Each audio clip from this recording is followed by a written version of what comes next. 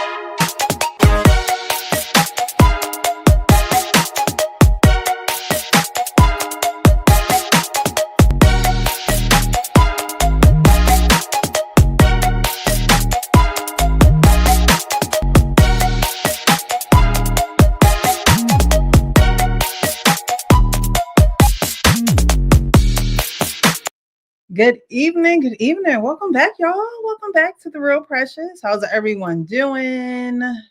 Before we get there, though, I just gotta, I gotta Hold on. Let me do this. a little bit, because I know y'all saw it. I know y'all saw it. What's that in your hand? I couldn't recognize that for those viewers. Oh, you didn't see it? Oh, Super Bowl champion with that little bird in the middle. Oh, okay. Not the little one, the big one, not the little one. Yeah. Okay. Okay. Just had the Super Bowl and the Eagles pulled through like I knew they would. Listen to this. Hello, Arcane. We're just starting. And I was just, bragging a little bit. Just I saw it. I saw the shirt. This one over here, I don't know which way, but Okay. So I had to hit him with the 1-2 real quick. But that's it. Okay, I promised that I wasn't going to, before. But that's it. Get him. That's funny. They always say, "May the best man win," right? We just strong. We came out strong. It was a beatdown.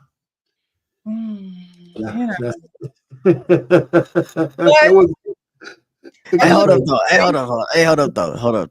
It was a beatdown. I just want to say that we are 1-1 versus each other. We even right now. Y'all evened it up. It was a beatdown. Y'all evened it up. Y'all was 0-1. Y'all was 0-1, and now y'all 1-1 versus us in the Super Bowl. So we take our wins with our losses. Beatdown. I don't think that's gonna cut it. But how y'all doing this fine Wednesday evening? Everything's good. All right. Sean, how are you? When you got a new mic there, what you got there? Like, what's that? A suppressor or something? A clip suppressor? You're on mute. Thank God. I was talking about you behind the scenes before you came. Whenever I do this, that's you landing and then going right back in. You got some nerve. You got some nerve. You need to get the other hand going like this. That's funny. Yeah, I'm doing well. I'm gonna have my timer on tonight. I told her it was us two old folks. She just got to cut us off sometimes so that we could make the show shorter. Yeah, Precious we're a little bit herself there, We're labnificent at him too. Make sure that he get the timer for sure. You guys are not fair with the time. Listen, I got a reputation everywhere I go. And I listen to people drone on and on. I'm saying, wait a minute, I think there's something about age that makes people think this is longer than it really is. Like if I speak for a minute to young people, it's like I'm speaking for like an hour, like dog years or some shit like that. Not dog years. You know what I'm saying? That's what I'm saying. Golly. But older people up there in age seasoned people do speak a lot.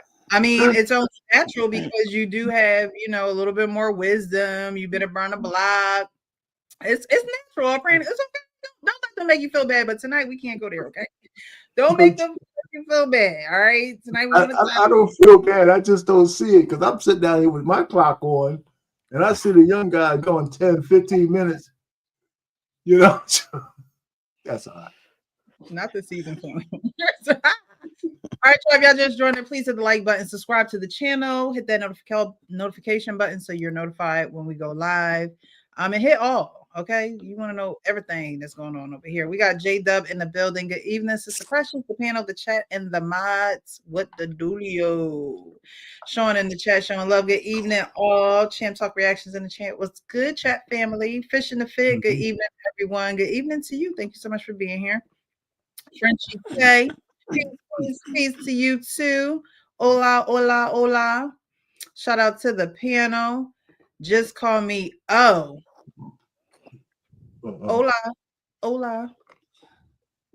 Salute, fellas. Darnell, thank you so much for being here. Good evening, good people. Hit that like button on the way in. Definitely hit the like button, guys. It lets the algorithm know that we're live and that we're having conversation, real conversation. Okay. J-Dub, he laughing at y'all. Okay. He laughing at our pain. He said, watch the time. Okay. He said, watch the time. Seasoned family members are here. We welcome everyone. Okay, we welcome everyone here. But if you're disrespectful, you're leaving. You're going. You're out. Okay, hello. Getting the boot. You're out. Coach Ferg. Hola to the panel. Stanley. Salute to the panel. Salute to you too. Thank you so much for being here. Anthony Wright Network says first time here. Well, settle on in, get your popcorn, get something to eat, get something to drink. You might want to join the panel. I don't know. We're going to drop the link. So you just let us know. Okay. Brian Hopkins says hello, hello, hello. Anthony Burns. Okay. Cheers. Cheers. All right. Cheers. All right. So we're going to get into it tonight. All right. Men know who and what they want. And as that saying, I believe, is very true for the intentional man, men also know what they don't want and what they won't tolerate and things of that nature. So I have a series of videos that we're going to, ponder on tonight. We're going to discuss.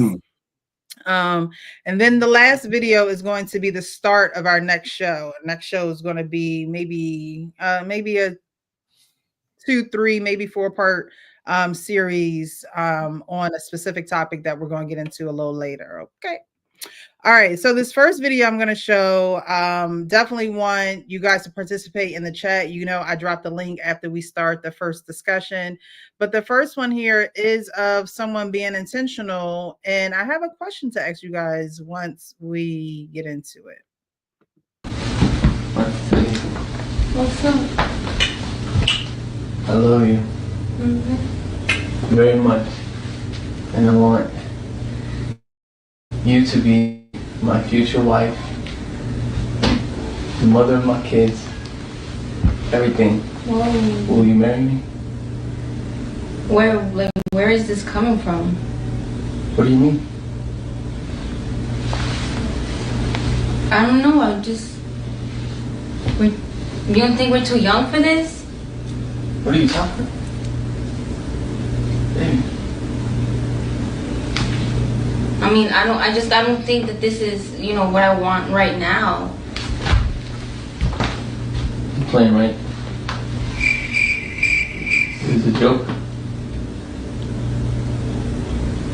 Are you serious? I mean, I don't know. You're about to move in with each other. That's What are you not? Yeah, but that's moving in. That's not a marriage commitment. It's a commitment. Yeah, for a year. All you keep saying, you want to start a family. I seen your thing about the baby on YouTube. That was dead. So how are you gonna What's wrong? Like I said, that was you don't dead, want it? I don't know. I don't feel like it's the right time. And to be honest. All right. So, do women really know what they want? This man came ready, down on bended knee, like Boyz II Men said. He said he want her to have his babies, okay?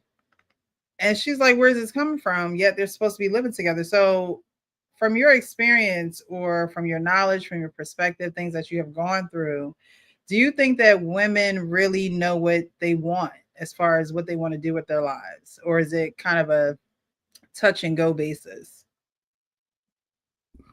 Who wants to go first? You want to go first? Yeah. Sure. Do women really know what they want? No. That's you saw I forget her name, where she had the husband. I looked at it yesterday, the husband store. And you know the story where in on the first level you get these characteristics, the second level, and ultimately every time they get to a level, they want something more. They want something more. Hypergamous is what they call it, correct? And so no, I don't believe that they know what they want. I was having this discussion literally today, and I was like, they said, I want this. I said, you got that, but you wasn't satisfied with that. That's the issue. You are never satisfied. The grass is always greener. Look at your own grass, water it. It takes work. That's the other thing. They want it easy. Nothing that they have successful is easy. Their degree wasn't easy. Their job wasn't easy to get. Nothing was easy, but they want easy when it comes to the relationship. And that's where we stand right now. So do they know what they want? At the moment, absolutely. For the long term, never. Okay. I would say they have an idea, of what they want. And at times when that is like right in front of their face, they find out that it's not really what they want. It's the same as when the women that say I want a dude that make $250,000 a year and $330,000. When that man is in front of you, and then you realize that you gotta shut up when he say, "Yo, I'm done talking about it." You know what I'm saying? Then it's like, well, I don't want to be controlled. Like, well, you chose that. You know what I mean? Like, you chose that because most men they make it $330,000 a year. That's just real. But the thing that gets me about a clip like that is that how long they've been together. The mom, I'm guessing that's his mom in the background. She is saying that the woman was saying that she wanted a child at first, right? So you wanted a child. Y'all were together long enough to have a child. I know marriage conversations had to come up at some point in time in that whole thing. Hopefully it did. But if it did, you knew this man had some inclination, or you had some inclination that this man wanted to marry you. If you don't like where he done it at, how he did it, it wasn't in front of your family, it wasn't glamorous enough, that's one thing. But to act like, where's this coming from after y'all been together long enough for you to start talking about children together is wild to me. Okay. Our pain? She seemed pretty clear to me. She doesn't want to get married. Right. Right? He was trying to be intentional. She sounds like a woman who would rather have a kid without the commitment. She was ready to move in without the commitment. If I was him, I would, first of all, he's got to withdraw that proposal. I probably would never marry a woman like that. Never. You know, she already, what she did was say something worse than a no. You can't recover from that.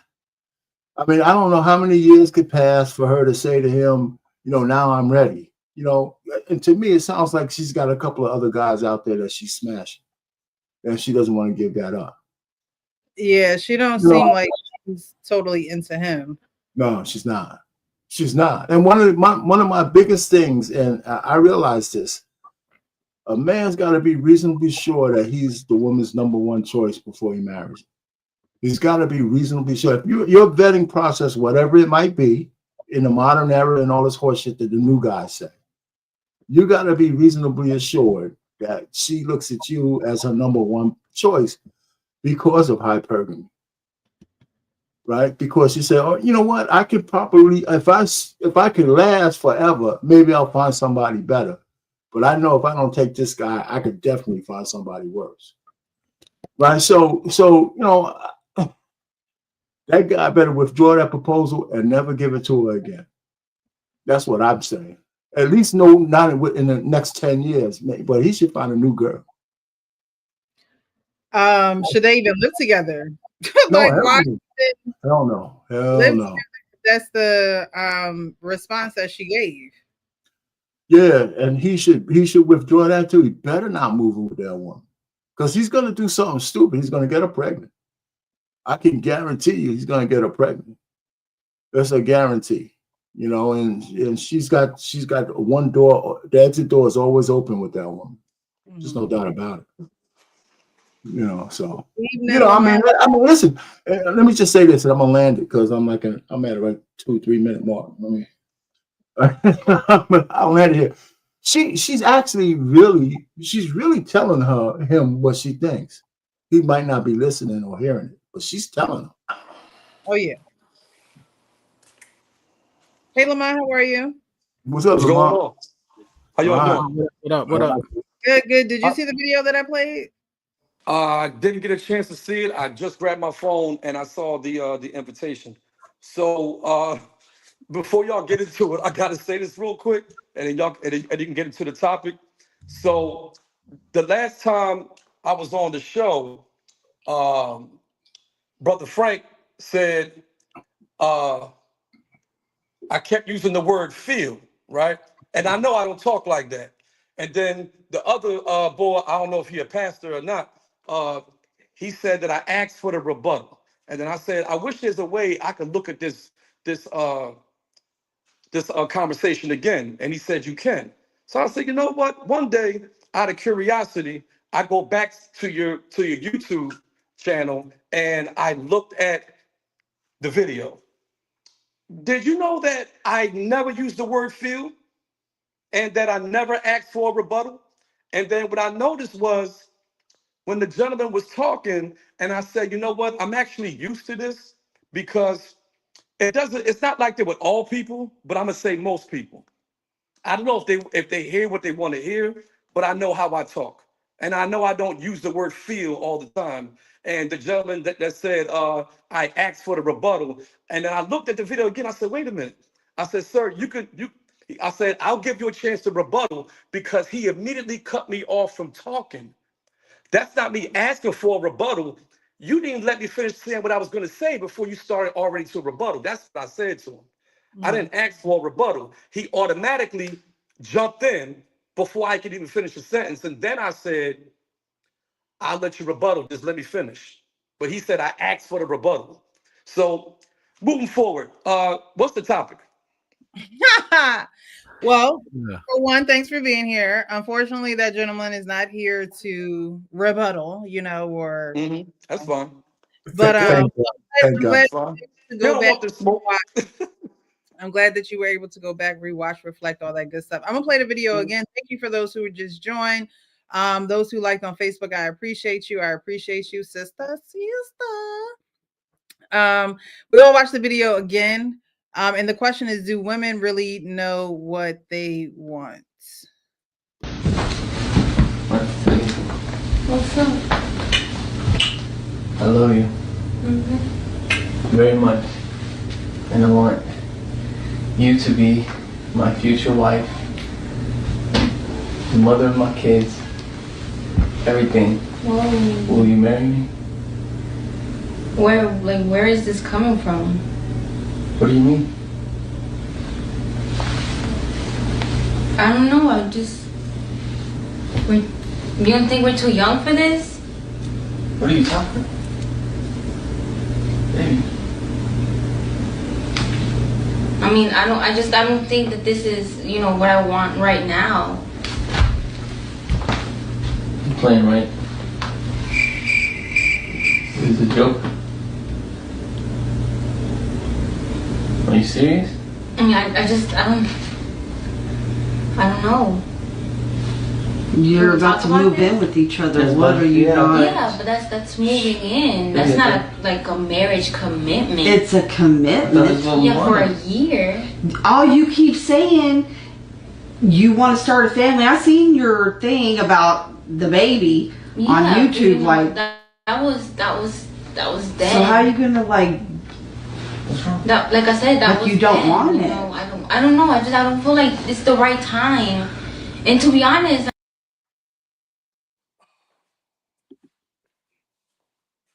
So it's not the right time. She doesn't know. That was then. This is all the vocabulary that she's using. So my question is, do women really know what they want? Before I have my take on this, I'm curious to hear what these guys are going to say first. Well, we already commented. We already said it. Okay, I got on late. Okay, all right. So I said this maybe the first time I got on your show. And I don't know if you remember, but what I said was, as the years go by, and now we're in 2025, these women are getting worse. And the same women that's getting worse, they keep trying to find ways to blame the guy. I don't know why they keep trying to find ways to blame us, as if we're the problem. They keep trying to not point the finger at themselves and just keep trying to find a way to point the finger at the men. And that's the part that's actually confusing me, when actually they're the problem. So does that mean that they don't know what they want, or does that mean that they have issues that cause them to not know what they want? Okay, this is what I think. I think that women that know what they want, they just don't want it from him, if that makes sense. They want certain things, but they want it with a certain guy, if that makes sense. So they were like, damn, he is giving me these type of things that I want, but I really don't want it from him. Like, if they could have it their way, they would get everything that they want from a B-boy. A B-boy. Mm-hmm. K-pop. What's a B-boy? What's a B-boy? Bad boy. Oh, Lord, not the Diddy terms. Okay. No, just not really So Diddy terms. okay, so if they could, they would get everything from a bad boy. You're saying? If they have it their way. Mm-hmm. Don't get me wrong. Yes, there's women out there that really don't know what they want. Like, they talk that talk, but they really don't know what they want. You know what I mean? But I'm gonna say that the ones that do know what they want, they just don't want it from him, from this particular guy. If they could have it their way, they would get whatever they want from the guy that they really want, which is, a G. Okay, so women. So in your perspective, women want things from the bad guy. So if they could have it their way. How does it affect them when they're trying to get everything that they want out the bad guy, but he's not really giving them necessarily what they need for their lives? Because there really is no direction when you go on in that route. There's no plan. There's no direction. That woman is never going to get what she wants from that guy. If you notice, the guy who is genuinely interested in getting to know her, most women aren't attracted to that guy. They talk about chivalry this, chivalry that. They can be the guy tomorrow, date him for about a couple of months. This guy could open every door for her, car door, building door, everything. Take her coat off for her before she sit down. Pull the chair out for her before she sit down. Push the chair in so she can, get smuggled under the table. He could be a gentleman all freaking day, but for some reason, she won't go for that guy. She just won't. He could do the most impressive shit on the first date, and she'll go, "Oh, that's so sweet," to say the third, but for some reason, this dude won't get a chance. I've seen too many situations like that, including myself. I ain't sweating because I ain't get a chance to even have feelings for the girl. So I ain't really sweated too much. And stuff like that really don't bother me. I just notice a few things that certain women do. Women come dime a dozen, I got $1, so I'm not really worried about that too much. But I do notice certain things though. That's my take on it. I agree with that. I agree with him on that. But listen, this is real quick, and it's funny how subtle it is. They say men are really just attracted to women, their beauty first and stuff like that. But I think women have something corollary to that. If they're not sexually attracted to you, they don't want you. That's the deal. I think women choose men based on who they want to bang. I really believe that. The more and more I think about it, They could deny it, but the first thing a woman says, I mean, even at the Stupid Pop the Balloon show, where you hear a lot of women, you know what, I just wasn't feeling when I saw you. All that means is I didn't want to bust you out when I saw you. I think women choose men based on whether they're sexually attracted to him and whether he's a good guy or not. And if he's sexually attractive enough, she'll take a chance on that dude if he gives her the attention she wants. I believe that that's true. I mean, I think everyone does that. I think everyone wants to be able. When you say everyone, do you mean men and women? I'm sorry? When you say everyone, do you mean men and women or just women? Men are. The dynamics are different, though. The dynamics are tremendously different for men and women in that respect. Right. You're not letting me finish, Arpain. Do I got to put this? I'm sorry. Go ahead. Go ahead, Precious. I'm sorry. Go ahead. Oh, I agree with you in what you're saying. I agree. Let me start off with why I agree, right? Okay. I agree because women will say, oh, I didn't feel the butterflies and things of that nature. They make that decision, and that's the sole decision. That's the sole decision why they're with the guy. There are some women that's like, okay, it's not that easy. Men don't necessarily make the decision of lifelong, marriage based off of how a woman looks or based off of her sexual attractiveness. Whereas a woman would be like, oh yeah, he laid the dick. Yeah, you miserable. But as long as he laid the dick, as long as he, got that good pipe, she feels as though they're good. Whereas men is like, it's good and all. It's good down there and all, but I just don't want to be with you forever. How far is that going to go? Right. Whereas women, they can't let go because of the D. And it's like, girl, that's not the only thing to them. And if that's the only thing that you're experiencing and valuing in that relationship, then there's a problem. If you notice, women will cry over a man that ain't shit, but she could really care less about losing the good guy. Right. You know what I mean?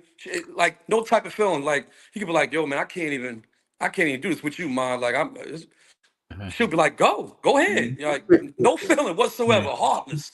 You know what I'm saying? But the dude that you talking about, Precious, who throwing it down, for some reason she can't let him go. You know what I mean? I mean, he ain't shit. You know what I mean? But it's like you said, I mean, he throwing it down, but like, damn, is that the only thing that's really keeping this guy around?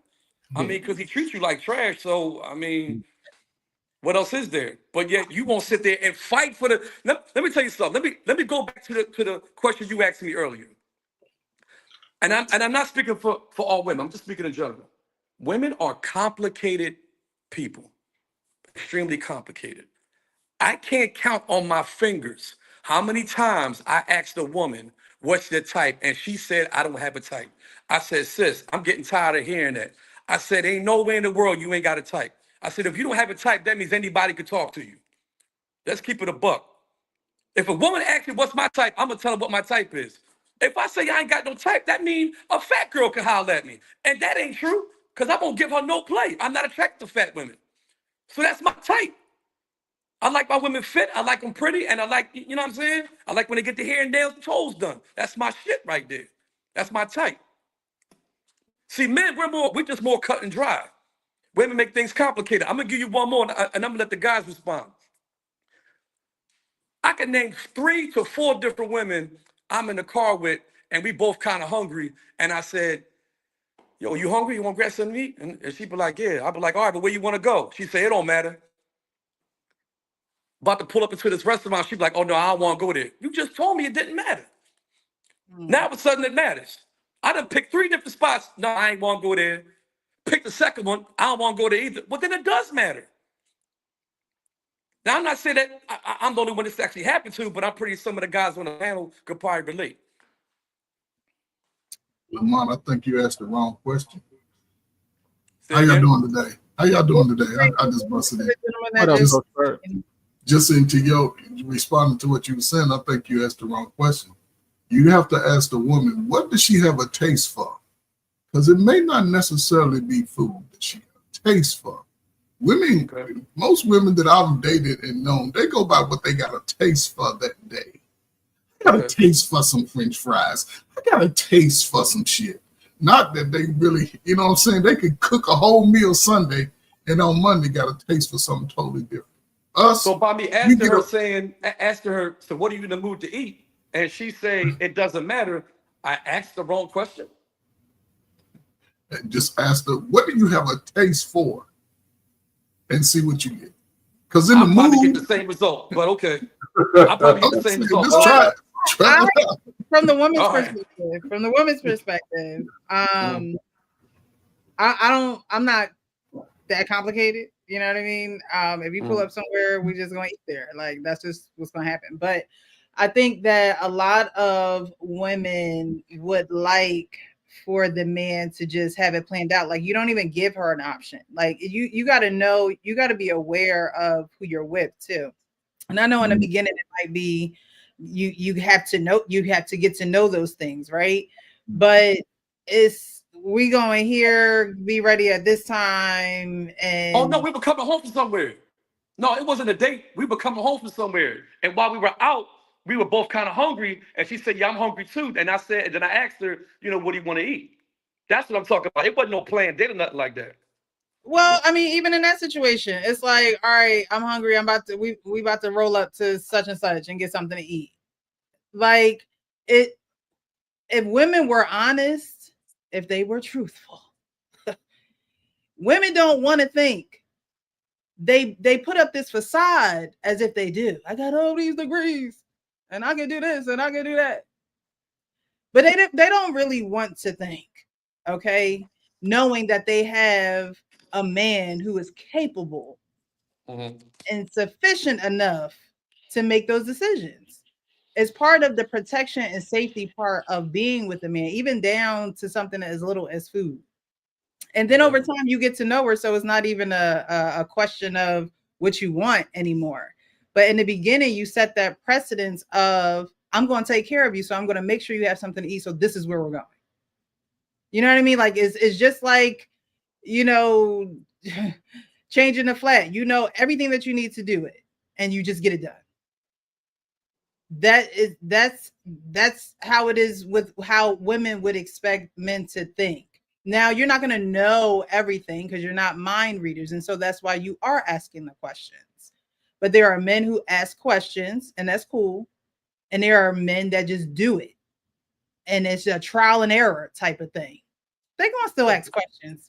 But there are men what if I said, "Oh, I want to go here," and she really didn't want to even go there? I'm trying to be open-minded about the situation because I'm not hard to please. She could have said, "We grab some Chinese food," and I'd have been cool with that. I know I'm not hard to please. Well, then you know you're working with somebody who is hard to please. Like I said, I'm not complicated, so it's like you say we going somewhere, and I'm like, cool, let's go.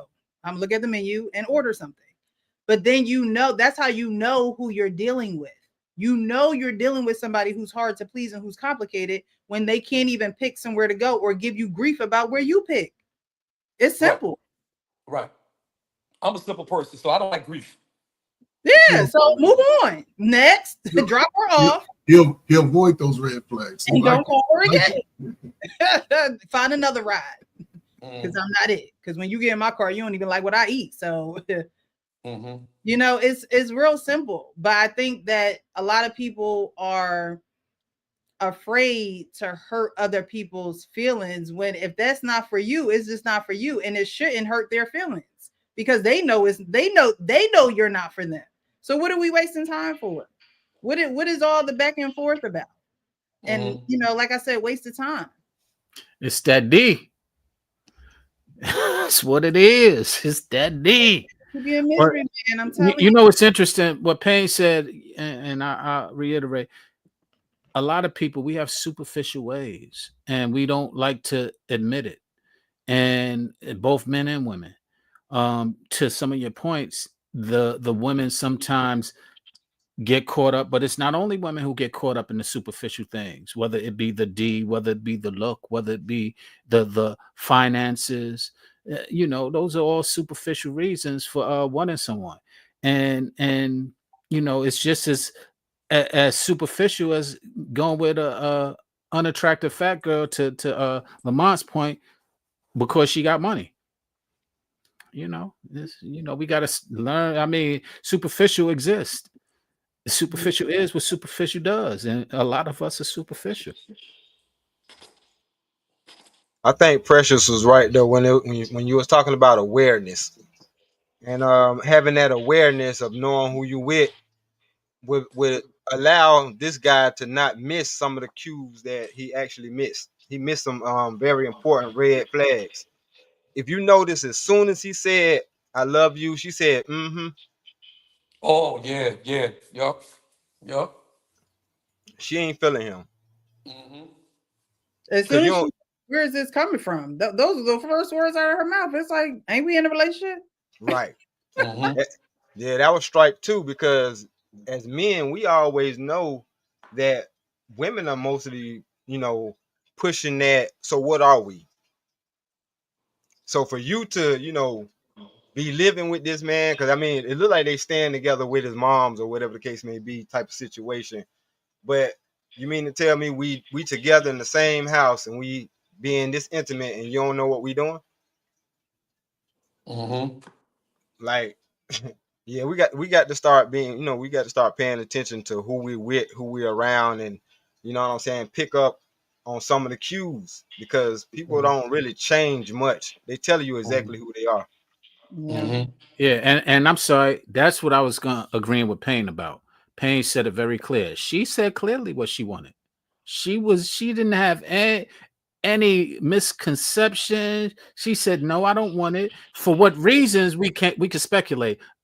Another man, she out there using the man, whatever. But the point is, she was very clear, and that corrected me, because I was like, women don't know what they want. Women do know what they want. A lot of times, to Lamont's point, they want what ain't good for them. They want what's exciting to them. They want what's moving them at the moment, because it's exciting. They want what's fun. So they do know what they want, but what they want sometimes is not what they need. Right. Hey, Sean, you absolutely right. I just actually was just talking about this the other day about it was a video about nice guys finish last, and it was a woman just laying out like all the reasons why. You know what I'm saying? And I believe in the words of great philosopher Dr. Umar Johnson. So if you can't tickle that sugar box, and you know how he do it. If you can't tickle that sugar box, you lost. It just is what it is, man. So there's a bunch of guys out there who have easily been living on a woman's couch. All he do is lay good pipe. You feel me? Lay good pipe, eat all her kids' snacks out the bin and out the pantry, and you know what I'm saying? She give him allowance, he drive her car and drop her off to work and all of that. Like he just straight pipe. That's it. And but then they, at times they will get with a good man after that, or they wait to all of that time is used up on that dude, and then they'll be like, you know what, I need to get me a good man now. And that's where it comes in to where it's like, damn, well, now you're trying to choose me, right? Especially if you was already trying to choose her in the beginning. Lamont, I'm gonna say this because I'm a man. Come on, man. No, I'm gonna say this. I'm a man. Listen, I was just listening last time, and maybe I heard you say this a few times. Okay. Maybe, you feel me? But you know what I'm saying? If I was off, then I can say my bad, because I didn't go back and watch it. I said I didn't go back and watch it. Oh, okay. I know why. But I didn't go back and watch it. I got to plug back in. But I didn't go back and watch it. But you went back and watched it, so I'll take your word for it. And so if that's the case, then I can say my bad. Well, as a person who wasn't on that panel, but I did watch it, y'all made some good points, and Lamont, they did point out some things, and y'all was arguing over semantics primarily. and but the points that were being made were valid points. It was actually a very good show. The discussion was it was a good discussion. And I hope that that's what came out of it more so than anything. The semantics didn't really matter, but the point of the matter of, girlfriend versus husband and so on and so forth. Those were some very valid points that I think was being made that night. And I wish I could have been there, but I did enjoy seeing you guys have that discussion. So I appreciate that. So my thing is, one, I know how I talk. That's one. Two, there's nobody, nobody that could turn around and make it seem like I say one thing and do another, or I'm two-faced or anything like that. That discussion when I was on there last time, it was a lot of piggybacking. It was a lot of agreeing. Oh yeah, you did say that. Yeah. And I'm in my mind like, man, get the fuck out of here. I know I ain't say that shit. I ain't say that. That's what I was thinking though. And it took me off the topic of Precious' topic in regards to what's the chick? What's the twin name? Tamara getting back with Tia. Corey.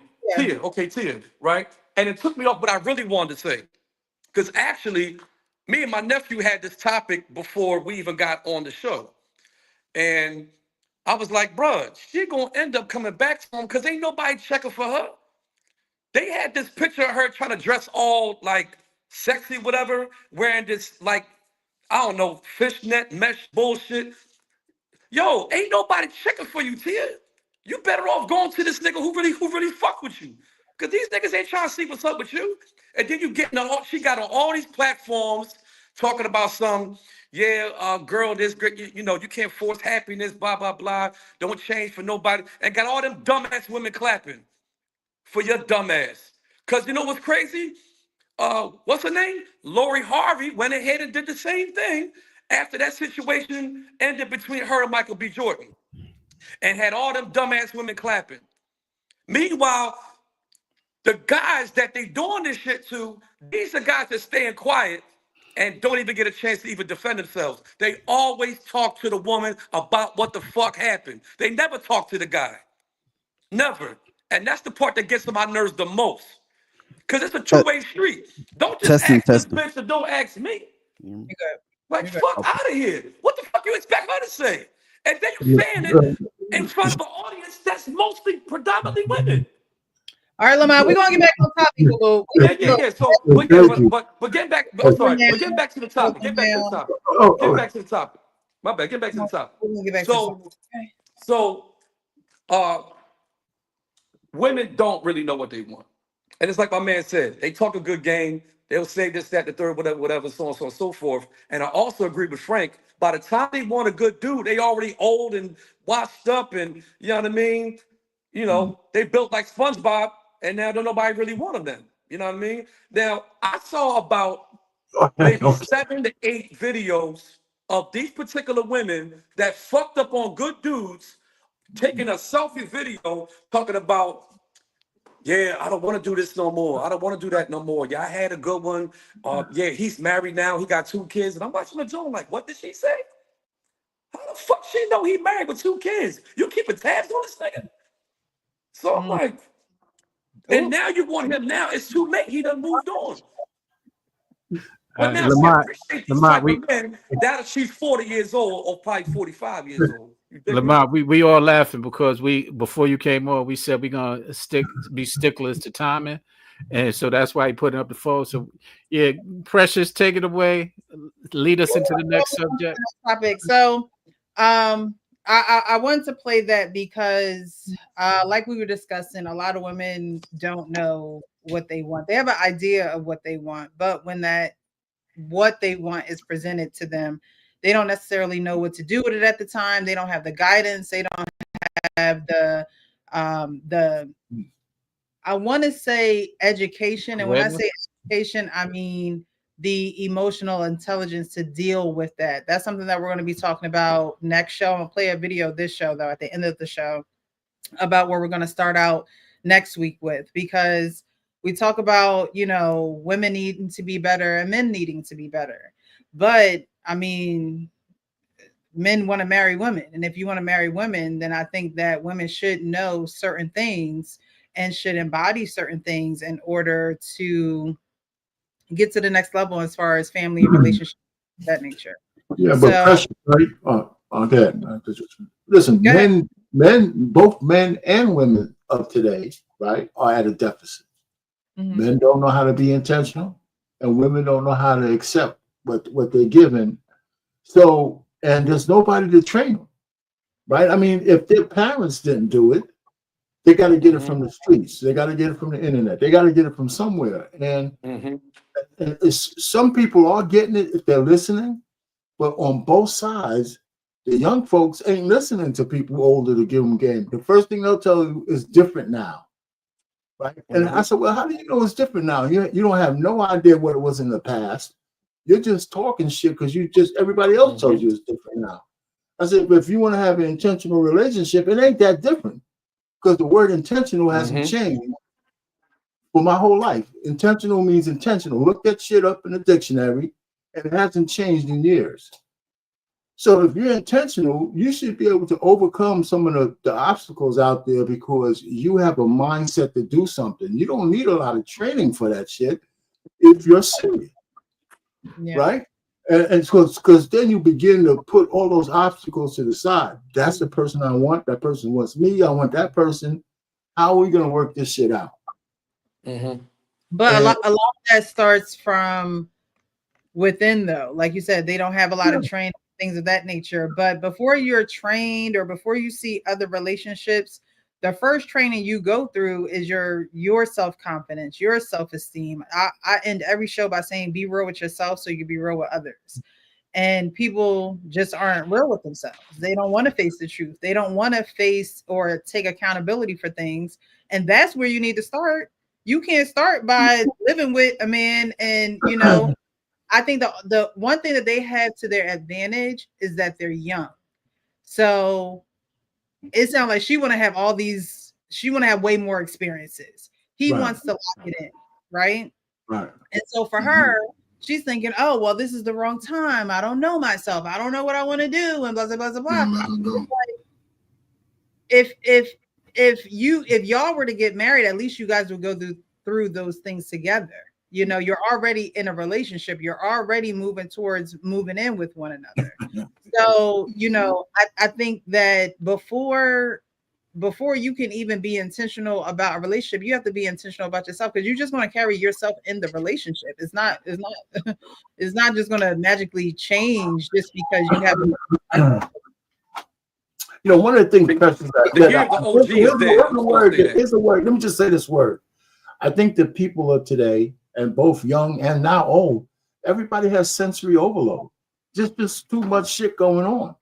And so if people lock something in, they always have this fear of missing out on the other thing. And so we say, like I said, it's best young to do it, 24, 25, 26. But everybody's telling them, don't do shit when you're that young. Explore.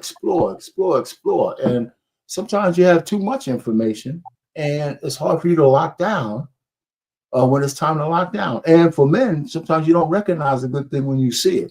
And not only for women, especially men, if you're going to marry somebody, you got to be able to recognize that shit, and a lot of guys don't. Yeah. But the biggest training, Preston, you said something about training.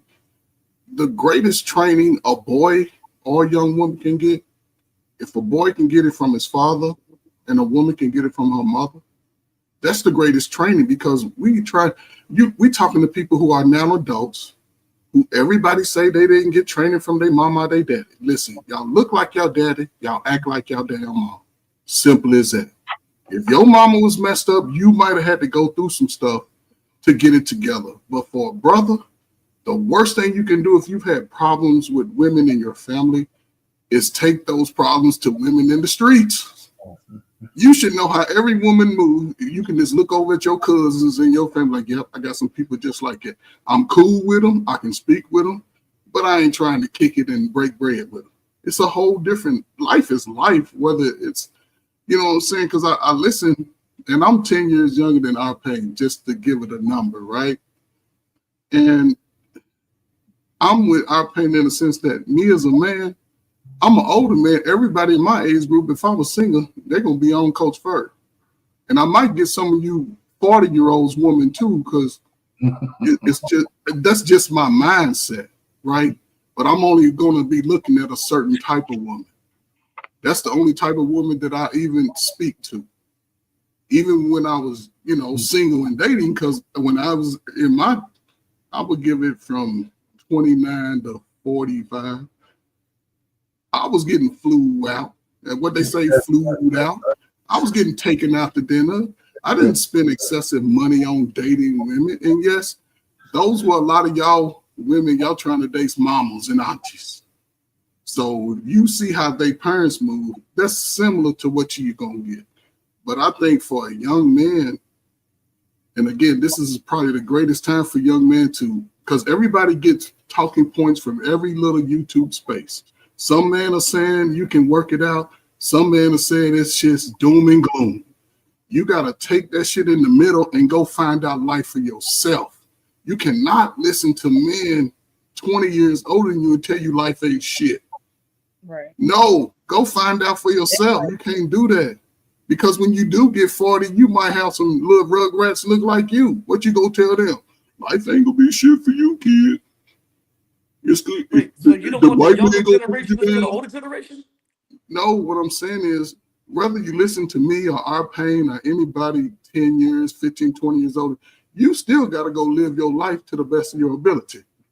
Look at all that, what you talking about. I don't care about no feelings. Man, listen, when it comes to your family, go tell them how you felt when they was mistreating you.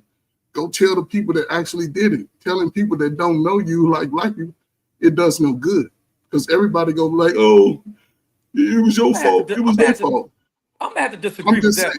I'm just saying, I grew up with a father who was probably the wildest, craziest dude I know. He gave me shit real. I learned about women from my mama and all my aunties. My mama had 6 sisters. They all was married to their death. We was kids. I was the wildest one in my family. I was out here, thought I was a little athlete. I ain't have a problem with women. Up until the day I got married. And my wife still see today. And I ain't bragging because I'm ugly and bald head to some girls. They don't like light skin like me. But I don't get caught up in it. If I'm going to eat some chicken wings from my favorite little chicken spot and she don't want to eat no chicken wings, then she don't eat. Shit. She's not for me. If she tell me, listen, for me, and I could be feeling a female, but she gonna tell me she love me first. And she go, matter of fact, don't even tell me. Don't even never tell me. Just every time you got some Halloween candy, you bring that shit to my house and we baby that shit up. Simple as that. And what I mean by that is whatever she got. If a woman want to be with you, she want to be with you.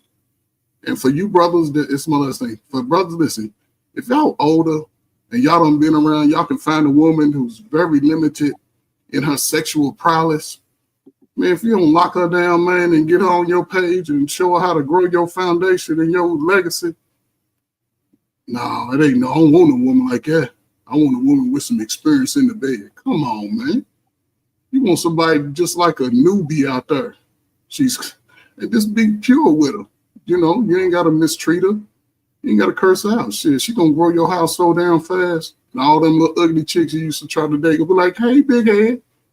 Be going, I'm just talking, but hey, man, listen up. Take nuggets from but I'm just saying, take nuggets from everywhere. Ain't no one answer to this thing called life. Because we just black, we all on the same level. What we gonna do if that other complexion come in there and say, y'all gotta go? We gonna be out on the street complaining, or we gonna get together and figure it out? So to me, it's about moving forward right now. So going back to the question, do women really know what they want? I don't think they know what men want. I done seen guys interview 20 women, and then they interview 20 guys the same night. And they asked 20 women, what do guys prefer? Fake bodies or real bodies? All 20 women said that men prefer fake bodies. Then they interviewed 20 guys the same night and asked the 20 guys, do you guys prefer fake bodies or real bodies? All 20 guys said they prefer real bodies. You got a point. I literally was. I feel like deja vu right now because I literally had this conversation with somebody this morning. And I said the problem is women. You don't study your men. You study what you want. You don't study what your men want. And if you study what your men want, you might have a lot more success in relationships. But unfortunately, you're studying more about what you want, what he can give you. And that's where we run into a lot of our issues. Well, you know, it's not women looking more like, what am I going to get out this deal? And guys are looking at like, look, am I making a good investment or a bad one? That's what I need to know. Women got this whole gimme attitude. You know what I mean? Yeah, I'm gonna get out of this. I'm gonna get out of this. I'm gonna get out of this. What you calling made a good example. I forgot what. Matter of fact, it was Chris Rock. Chris Rock said, if his boy introduces his boy to this girl, she would be like, "Damn, she pretty, man. Where you meet her at?" But if a girl say, "Yeah, she met this dude, whatever," she want to know, what does he do for a living? You know what I mean? And I'm like, damn, that got a lot of truth to it. You know what I mean? So it's like, is anything wrong with that? I don't understand. Here's the thing I don't understand. The thing I don't understand is very, very simple. I don't understand how women don't know men, and we're the most simplest creatures on this freaking earth. It don't take much to make us happy. It's not like they don't. It's not like they don't know. You don't care. They don't care what you think. That's a difference. It's a big ass difference between not knowing. They don't care. Listen, the real point, the man will walk away. The man will walk away. Hold on for a second, though. Listen, you're not going to your legs on. But go ahead. The women who with that experiment, do men want natural women or they want ones with fake bodies? The reason why the women think the men want the guys with the fake bodies is because the ones with the fake bodies and the big tits and stuff get the most likes. They get the most attention. And that's why. And women conflate sexual attention with, romantic attention, right? So women think that men prefer those beautiful women over natural ones because they conflate this thing in their head. That these women, these IG models are getting all that attention, right? So that's what they think men want. Regardless of what men say, we belie that reality by what we choose when we look at those pictures. And that's what they said.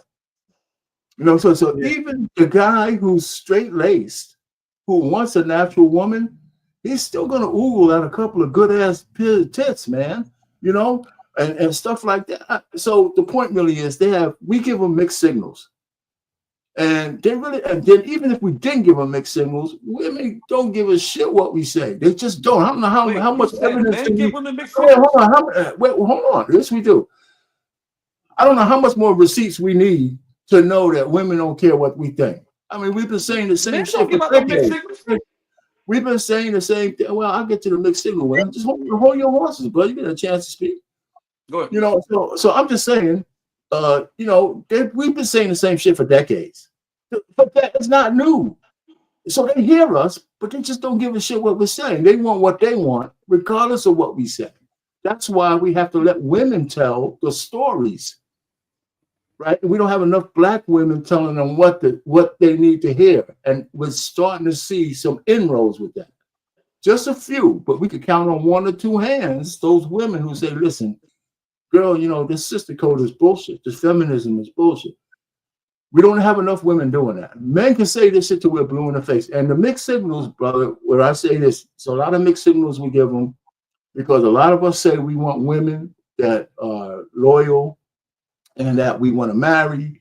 But if we get a woman in our sights, we're still going to smash her, even though we know we don't want her. We don't want single baby mamas, but we'll smash one in a minute. Those are mixed signals. Those are fucking mixed signals. Not you, Lamont. He's just speaking in general. Nah. Yeah, not you. But you're absolutely right, though, Payne. We do give them mixed signals at times, especially sometimes just like you just said, even with what you just said. But if you take that a little bit further and you go, where we'll go to the club, and it's a lot of reason why some women have the overinflated like heads about themselves, is because guys that they normally don't have the chance with will smash them at the club, like go or take them to the car and be like, shit, well, I'll take that dome. Like, and then that makes them think because they think because you had sex with them or like you got something from them in that instance that they can go out and then they can get a Sean, go out and get a Coach Ferg, go out and get a Lamont, or go out and get an Arpain, when that's not really who they qualify for. But because like when you go out, you like your boys might even be like, well, shit, she ain't who I would even really fuck with like that. But you know what? Tonight, I mean, I done had a Henny or two, so I'm going. And sometimes for women, that don't click as he just used me. Like he just used me for the night. Sometimes that clicks as, damn, like I can get the dude who makes six figures. I can get the dude who's 6'5". Like I can get that. But then when they go out in their everyday life, they realizing that that's not what they actually qualify for. So yeah, sometimes we definitely give women mixed signals, man. Like it doesn't mean that it's like. It doesn't mean that it's in every avenue of approach, but like there are some ways we definitely do make them think that it's something that it's not. I'm not saying that you be like, oh, I want more than what you want from me right now or nothing like that. But it's not so much of that. It's just that sometimes our actions could make them think that either they are finer than they are, thicker than, what I'm saying? Like I've heard women say, I'm thick in all the right places. And I've seen some of my boys be like, yeah, you thick. Because that lady who couldn't get the Uber. The lady who couldn't get the Uber. She's not really, he's not, he's saying, yeah, you thick. But in reality, we know she bigger than thick. You know what I'm saying? And he might take her down for the night, but in reality, she knows she not thick. He knows she not thick. Like it's the same shit. That's exactly why sex is reserved for marriage, because the delusion is real, and God knew it would be real. It was like, I'm gonna have to give y'all parameters for this, but of course we don't listen, and that's why the delusion is so real, because you think that you have all these feelings and all the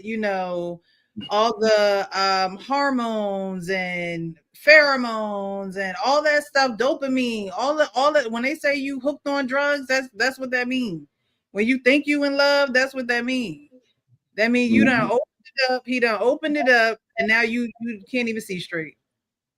Well, I mean, let's just say this. Let's simplify. Then we're moving on to the next video. Well, why don't we just move on to the next video? I'll comment on that. No all right, so I played the first video. Now this video, again, men know who and what they want, okay? So this video, we're going to play and then discuss it afterwards, but I want to give you guys this perspective on his reasoning on why he did what he did. Tiana for 6 months. You was with Rachel for 10 years and with Tiana for 6 months. And you married Tiana and not Rachel. Like, I'm happy for y'all. It's all love. But why did you marry and not Rachel? And then you do everything. I see you. Like, you're literally doing everything for Tiana. Everything she asks you to do, you get up and do it. No issue, no problem. Rachel could not get that out of you. Like, I see you bring Tiana flowers. I see you take her on dates. Paint her nails. Like, that's not the brother that I know. So I just really need to know, like, why would you? Yeah, man, she wasn't nurturing me. She wasn't what? Nurturing me. Nurturing you? Yeah, nurturing me. Okay. Yeah. She be irritated. She just don't do what she do. Like, she make me happy. Tiana makes you happy? Yeah, like, she make me happy. I was just really mad in that relationship the whole 2 years. I just stuck with what I knew. I was just really sticking it out. Oh. That was it. That was all, though. Like, I really, like, the love wasn't really there. I was just sticking it out, though. Like, she always got on my nerve every single day. Always irritated. Mad. Asked me to clean up all the time. Like, but Tiana asked you to clean up all the time. I do that because I love her. See what I'm saying? It's a different ball game. See what I'm saying? Okay. She just ain't the one. All right. So I wanted to ask you guys, because he was with someone for 10 years, then he was with someone for 6 months. And this happens, obviously that happened in his real life, but this definitely happens, and women wind up saying, like, I was with him for all this time. What movie was that with Taraji P. Henson where she helped him build his empire, but for a while he wasn't working. Acrimony, wasn't it? Acrimony. Then this woman came along, and I mean, that man did it right though. He cut her a check. He gave her the keys to her mother's house and was like, "Well, I'm moving on. You can have everything that's yours, but I'm moving on." Right? So he said the word nurture, and usually when you think of nurture, you think of a mother's love to their son, which is not earned.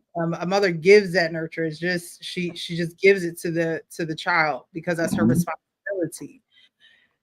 How important, like, does being nurturing play a huge factor in his decision to wife you? That's my question. Does being nurturing play a huge factor in his decision to wife you up? What you just described in the movie and what this man just said and used the word nurturing are two different things. In the movie, from what I can understand, the lady was nurturing. What he just described is he got some new cat. He was bored with his old cat, and it wasn't really specifically about nurturing. It was about that he was. Let me just stop you right there. Did you see Acrimony? Taraji P. Henson wasn't necessarily nurturing. She may have been working and things of that nature, but she still. That's my point. I'm talking about in the movie, the one who he married was nurturing. Mm-hmm. That's not in the second one that the second one he got with was nurturing. But Taraji P. Henson, his first wife, wasn't. Right. Yes, she was. Come on, man. The second wife, excuse me, the second wife came when the money came. But Sean, think about it. She mortgaged the family home for being nurturing. What else can you ask for? Okay. I mean, I grant you. You're right. You're right. Absolutely right. She was nurturing, but she let people get in her head, and that's when she became unnurturing.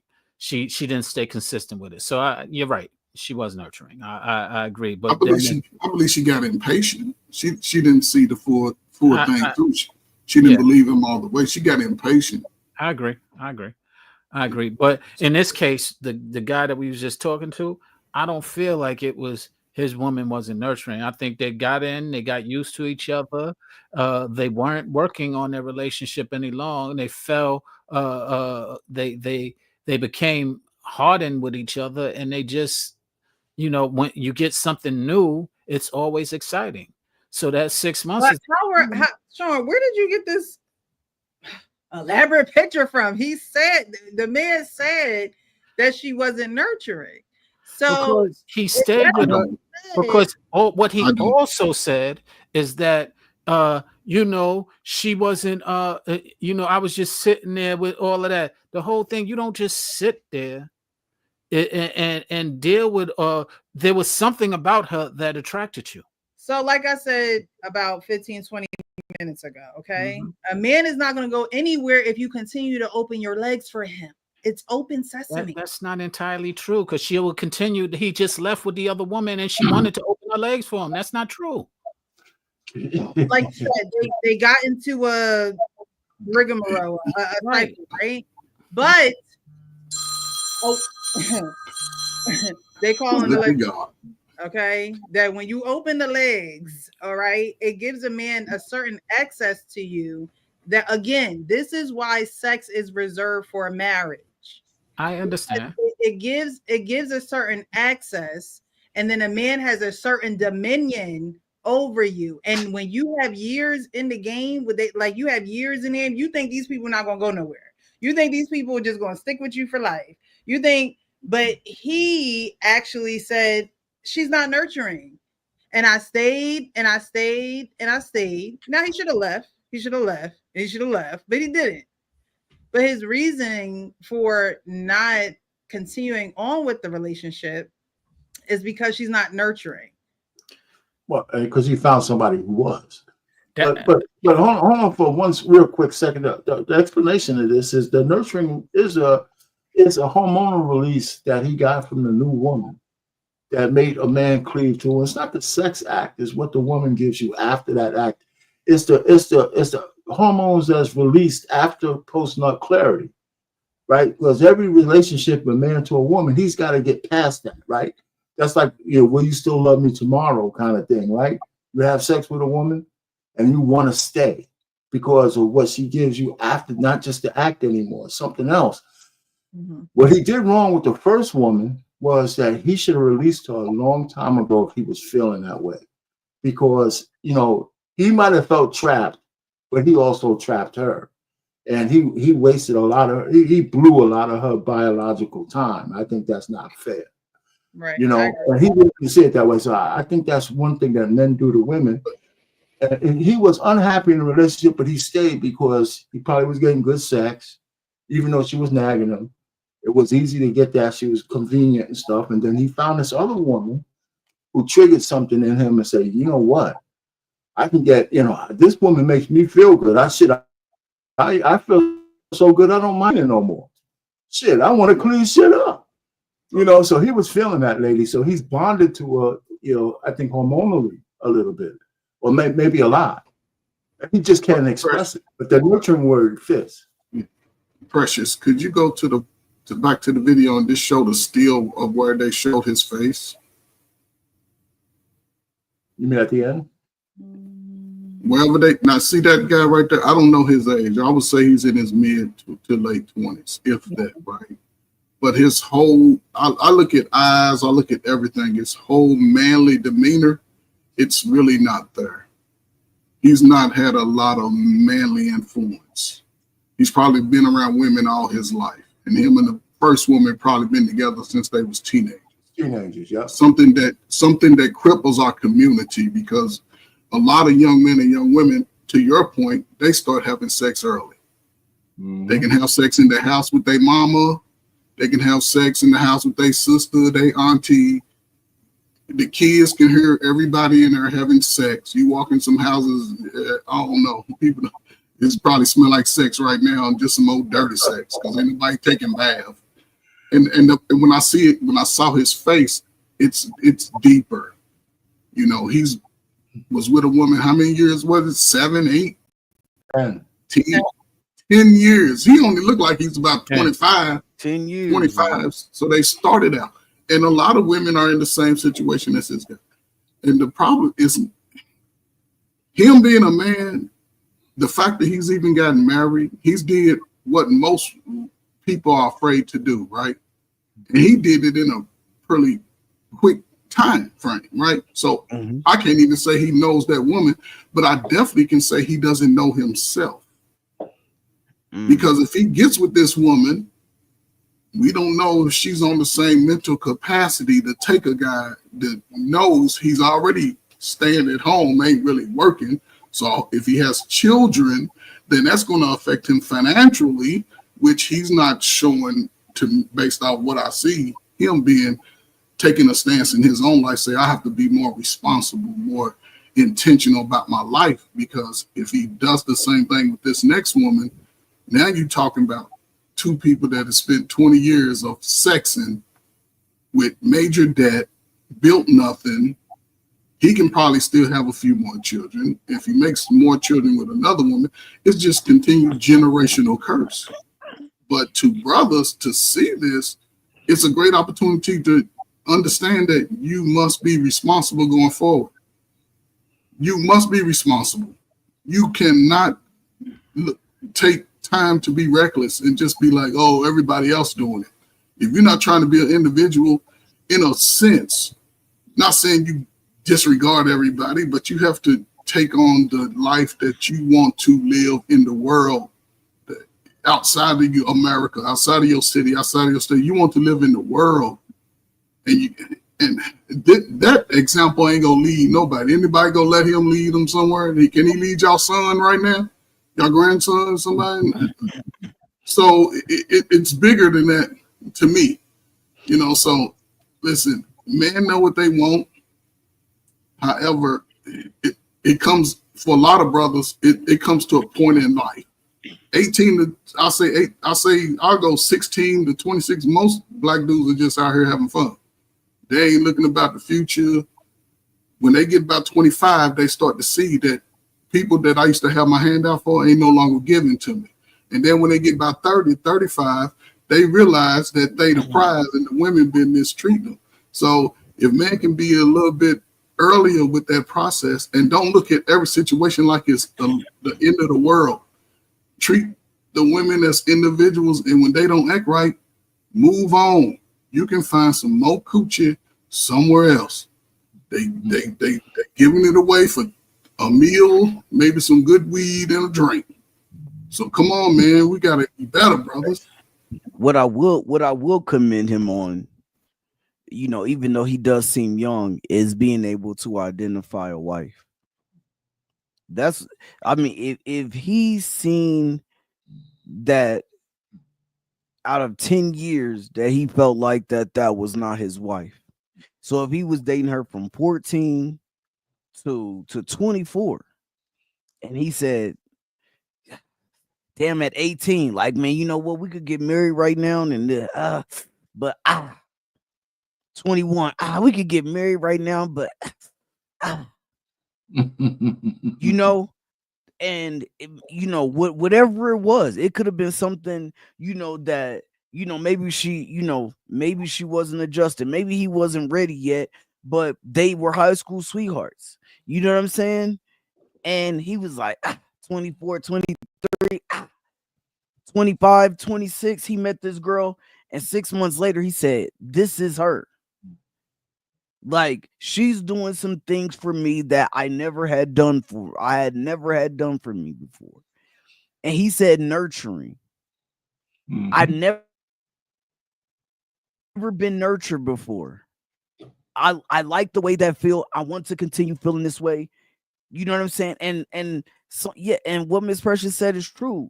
Like, sometimes our mother is great for us in that aspect, but depending on where you come from and depending on if you're raised by sometimes a single mom, and I know this because I was raised by a single mom where my mom tried to be both the man and the female, where she was like, yo, well, it wasn't a lot of nurturing because she had to be the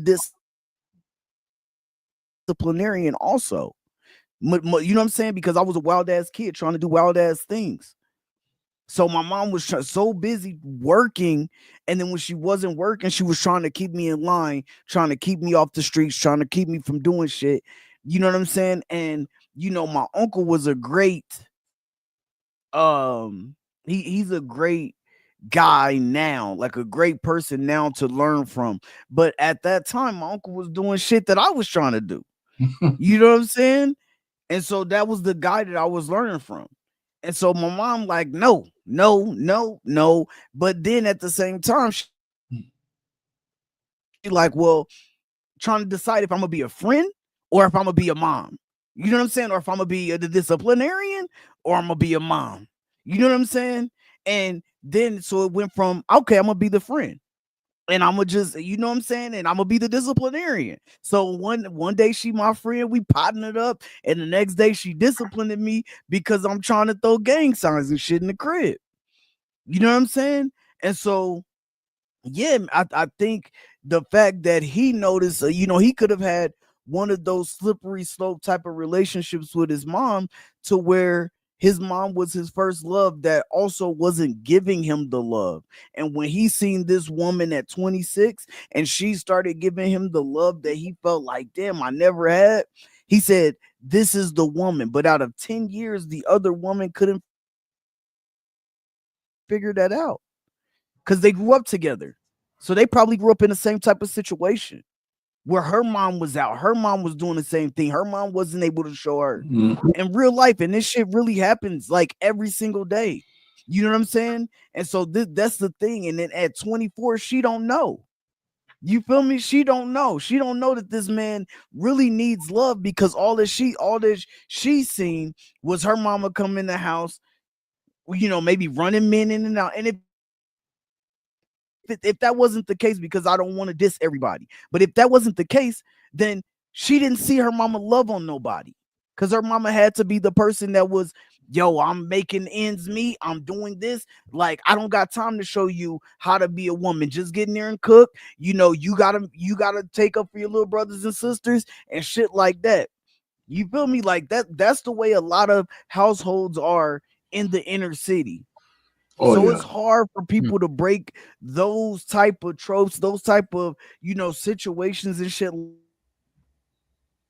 like that. And so, yeah, man, I'm proud. I can say that I hope that the brother really found love and really found his woman, his wife, the person who's his rib, the person who's gonna really hold him down, and it's not just I'm going off of feelings, you know. So I hope and pray that that's the case. But you know, and if it is, then I'm proud of him for identifying what he needed in life to be able to have somebody who support him and nurture him and love him the way that he needs to be loved. And if it doesn't work out, then brother, you gotta heal. You know what I'm saying? You gotta heal. You gotta get the help that you need. Well, what's interesting, I don't have enough context, but the reason why I said what I said is because he sounded like what a lot of ladies say to me when I have conversations with them when something new comes along. And that's kind of what I'm speaking to, because what I don't know, but what was kind of presented is that he was in a relationship for 10 years. So if he get with this girl in 6 months, then something was disconnected, because quite frankly, he talked her into her panties and she got with a guy who was still attached to somebody for 10 years and didn't really do a lot of her due diligence. And he's using a lot of the words that we use nowadays, nurturing and things of that nature, but it doesn't seem like you was that nurturing yourself when in fact you did not disconnect or detach yourself from your 10-year relationship. And like I said, I don't have enough context, that's assumption, but you didn't detach yourself from that relationship in a significant manner to where anybody was feeling kind of a certain kind of way, because you should have been able, as somebody said earlier, to have detached and say, you know what, we're not going to work, I'm going in this direction, and there wouldn't have been no conversation that him and his sister was having. Well, you know, Ferg said it right. He's a young dude. Matter of fact, I think his decision to leave one woman and find this other one, the way he did it was probably the most mature thing he's done in his whole life. Okay. I think the other one alone is the most mature decision. Leave her alone and then go into the other one. It seems like he did leave the other one alone. And, he wouldn't have been having that conversation if he left the other one alone and it was a clean break. If it was a clean break, he wouldn't have been having that conversation. You're making an assumption because they're not arguing the fact that he just cheated. They arguing the fact that he's already married so soon. Right. He left that we don't know it. You're right. We're all making assumptions. That's what we're No. If you listen to the conversation, he left the other woman and married another one. She was asking the question. Right. Was asking him, why did you make that decision? Why did you leave the one for 10 years and marry somebody else? He didn't give the impression he was banging them both out right now. He said he left one and now he got a new wife. So he made a decision to break it off with that lady, and she might still be young too. Just like that's good pickup, because she might still be in her 20s as well. That means that 10 years, even though it's a long time, she's still young enough that she didn't blow all her eggs. You know, so all I'm just trying to say is, I think when he used the word nurturing, I think that was the first time in his life he probably used that shit, man. You know, this guy looked like a guy who just, he dug deep for that damn word, and I think it had meaning for him. Yeah. But you know, that's the beauty in broadening your vocabulary. You may not sound the best getting it out. It may not sound like something that just flows out of your mouth, but at least you have the courage to actually use the vocabulary. You know what I mean? You hear a lot of men saying that, yet that's what they need and require from a woman. They need and require for a woman to be recognized, and he recognized it. They need to just be able to put their head in a woman's lap. That's just something that they need. And if a woman doesn't think that she can give that to him, well, for one, it'll be very clear if she can't give it to him. He shouldn't, again, missing these red flags. Men shouldn't miss these red flags. It's very clear. 10 years is a very long time. And so one of them should win each other's way, especially they wasn't married. He didn't say he was engaged to that woman. They were just together for 10 years. 10 years not knowing where you're going, not necessarily having a plan. That's sketchy to me. But at the end of the day, you know, if he meets someone that actually makes him feel better as a person, why wouldn't you want to be with that person? You know, why wouldn't you want to be? I have a video I'm gonna play. Okay, can I just answer your question real quick? You always want to be when you're going on your feelings. You feel good when you meet somebody new. You always feel that. The first 6 months is a great feeling. There's nobody who new D or new P is exciting. That's what it is. You feel good. Now, does that feeling continue? The verdict is yet in. Right, but guess what? Look, he took the step to actually marry the woman. Now, how their relationship turns out is how their relationship turns out. But he's not stringing her along. He's not making her a baby mom. He said, you know what? I feel good about her. That's a good assumption. Nobody else has to feel good about it but him. Nobody else got to feel good about it. I agree. Right? I'm saying 6 months, you always feel good about a person. When you haven't you felt good about a person in 6 months? I agree with you, but there are people who will feel good for 10 years. And I hope so. And still be like, oh, but I don't and I hope so. Let's just go. It's good just like this. That's where we disagree. I don't really agree with that go with the flow mentality. And that's what a lot of people agree with. Let's go with the flow, and that flow leads us into a lot of divorces and bad relationships at times. Sometimes it doesn't. I agree, but in order, like I said, I'm looking at the totality. Her asking that question is what I'm really, considering as well. If she was, if he was all in those places, she would probably be saying, "You made a great choice. I'm so proud of you." No, Sean. She's a woman, and she's trying to get clarification and clarity as being a woman. Like, damn, a man can really be with me for 10 years and not marry me, right? And that's her brother, so she's probably seen him. And right, that's her brother, so she's probably seen him in this relationship and how it's gone. Damn. How you do that? He's this other woman that he's with, and she's like, "Yo, bro, like, let me know, like, why you so good with Karen, but she couldn't get." That's a woman's curiosity. That's exactly what I was thinking too. You're right. That's one way to look at it, and that's a safe assumption. Another safe assumption is that she's like, "Yo," she wasn't saying, "Oh, I'm so proud of you. I understand why you did that." So you're right. It could be that she was Sean.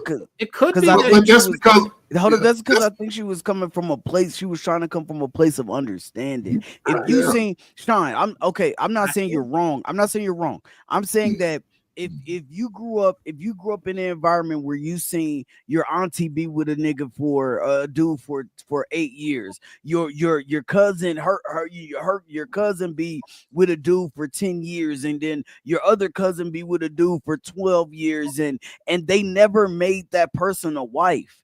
But then your brother found somebody, and he's seen something in her, and he said, "You know what? I want to make you my wife."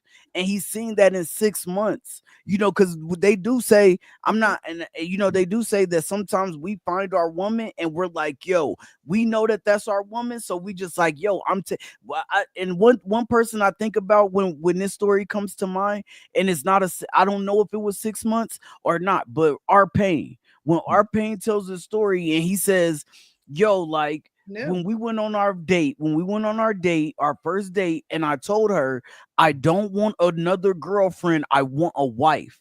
And he knew that was his wife from that point right there on. And she didn't back down. She didn't say, like, "I don't know if I want to be." Wisdom coming. She didn't say wisdom's coming from. Wisdom's coming from. She didn't say where's this coming from. And so that's what I think about. Is like, he said, yo, like, out of the 10 years that we grew up together, like, I just feel like I didn't get, like, maybe I didn't get that. But then as soon as I found this woman, she gave me the things that I needed. Well, you got to And realize, like, boom, like, I this is my wife. understand the perspective that y'all saying. I understand, and I'm not saying that it's. I'm just saying there could be another perspective. It just Sean, you're right. Listen, Sean, your perspective is true, but even in that sense, right? Because think about it, a sister would probably be friends with your girlfriend if they friends that long, especially at a young age. So she's stuck in the middle, like I'm a friend now, because you know how poor black people be acting. If I'm not if I'm not their friend, you can't be their friend. That's how we do. If I ain't their friend, you can't be their friend. She just trying to say, bruh. But also, again, that's a learning moment for her. Like, That's I'm not to the perspective you know that what I'm y'all are saying. All you're doing is telling me reasons to your perspective, which I already understand your perspective. And I agree with all of the reasons that can lead to that perspective. I'm sharing a different perspective. We're not saying you're not, Sean, but what I'm saying is I respect and understand your perspective. I get it. And it's a safe assumption. We're all assuming. Can I add one more to you? Hey, Sean, can I add one more to you? Let me add one more to you, Sean. Let me just add one more. She's probably in a 10-year relationship herself. Thinking that, holy shit. That's a great, that's more fuel to the perspective. They're all speaking to the same perspective and just giving reasons for that perspective. No, I just said I'll add one more. That's all I'm saying. I can come up with reasons for that perspective as well. Can I ask y'all a question? Real quick? Sorry about that earlier. I was taking the trash out. I forgot tomorrow trash day. You good? Do you guys think, and this question I'm speaking in mass, do you believe that the bigger shortage is good men or good women? Shit. Ooh, got you the biggest shortage is good women. Is good women. Biggest shortage. Yeah. Absolutely. The biggest shortage. Collectively, we will agree to that. That's why we will. I was curious to hear what y'all was going to say. Absolutely, it's a bigger. But you asked in mass. The question was in mass, though. Okay. In mass, it's a shortage of good women. Absolutely. Correct. Precious, you agree? Yes, I feel like there is a shortage of women who are ill-advised. There you go. And when I say good, I mean marriageable. Let's say good. Oh man, you don't realize this, but when you post stuff on your Instagram, Precious, I'll be watching. I'll be like, yo, man, I think Precious riding with us, man. She posted some real videos up here. These are real conversations. These are not staged. You know what I mean? Well, Lamont, you grab from either certain podcast or whatever. I sent you the one, and I'm surprised that you didn't respond to it. When the brother said these working class women, you know, the women that does well for themselves financially, and these particular women are looking for guys who is over 6 foot tall, making a certain amount of money, etc., etc. This brother started breaking down the math. He broke the math down to a T. When he started talking about how many men make 6 figures, he said, you got to narrow that down to about 20% of men. Then you got to worry about what sign is he. If he a Sag, you ain't fucking with no Sag. If he a Cancer, you ain't fucking with no Cancer. This brother was breaking this shit down. Precious, I sent it to you. I DM'd you the video. I DM'd you the video, and I'm surprised you didn't respond to it. That was some real yo. That was some real shit. And the girl was on their left, but it's crazy because when the brother started breaking it down, he started making sense. The girl was already ready to start cutting him off from talking. I don't know why people do that. Every time somebody is about to make some sense and about to say some valid shit, why do the ignorant person always got to find a way to cut the person off so they could probably lose their train of thought? He was saying some real shit. So Lamont, just based off, I just have to question what you said about the guy who's giving advice, but he's using astrological signs. He was using that to convey who a man would be. No. No. I saw the clip. It wasn't that he broke down the statistics of men who make over 6 figures. That way narrows you. That cuts your pool in half. Correct. Then you got to factor in half 6 of feet those tall. men, half of those men over 6 feet. That narrows it down further. Then you got to think about how many the men that's on the down low. that You also are mentioned that gay. too. The guy that's on the down low. Down low, that knocks it out. And then he said, and then he added, and then on top of that, you don't want a Sagittarius and you don't want a Cancer. So what do you think your odds are? Is kind of where that went. Yeah, so it went from, you know how it is. So it's like, all right, I want to do 6 feet. All right, so that because only like 4% of men in the world. Only like 4% of men in the world. Well, he gave it to me. Because the way he gave it to me, it was like they just say no. Yeah, I've seen it, Lamont. I don't understand, man. So Lamont, did you grow up with sisters? No, I grew up in the street. Oh, okay. So I grew up with sisters, and this is why I say, do you have women in your family? Yeah, but I wasn't around them. Okay, so you sort of learned on your own, and I was in the street. I was in the street more than I was in the house. Okay, so even in the streets, if you just in the streets, then there could be some situations when even women, because now you ain't in the streets and you want a woman that ain't in the street. So I can understand that. But no, what I mean is let me just clarify real quick, and then you got the floor. So I didn't have that big brother or father to there you go. Teach me nothing like that. So at 17 years old, I was around a lot of guys that was older than me. See, back in the day, guys, we used to be in the corner. Used to be like 20 of us, like 20 dudes on the corner deep. And I was the youngest dude on the corner. I was about 17 at the time. Everybody else that was around me, there was about 34, maybe 32, something like that. So I was about 17 at the time.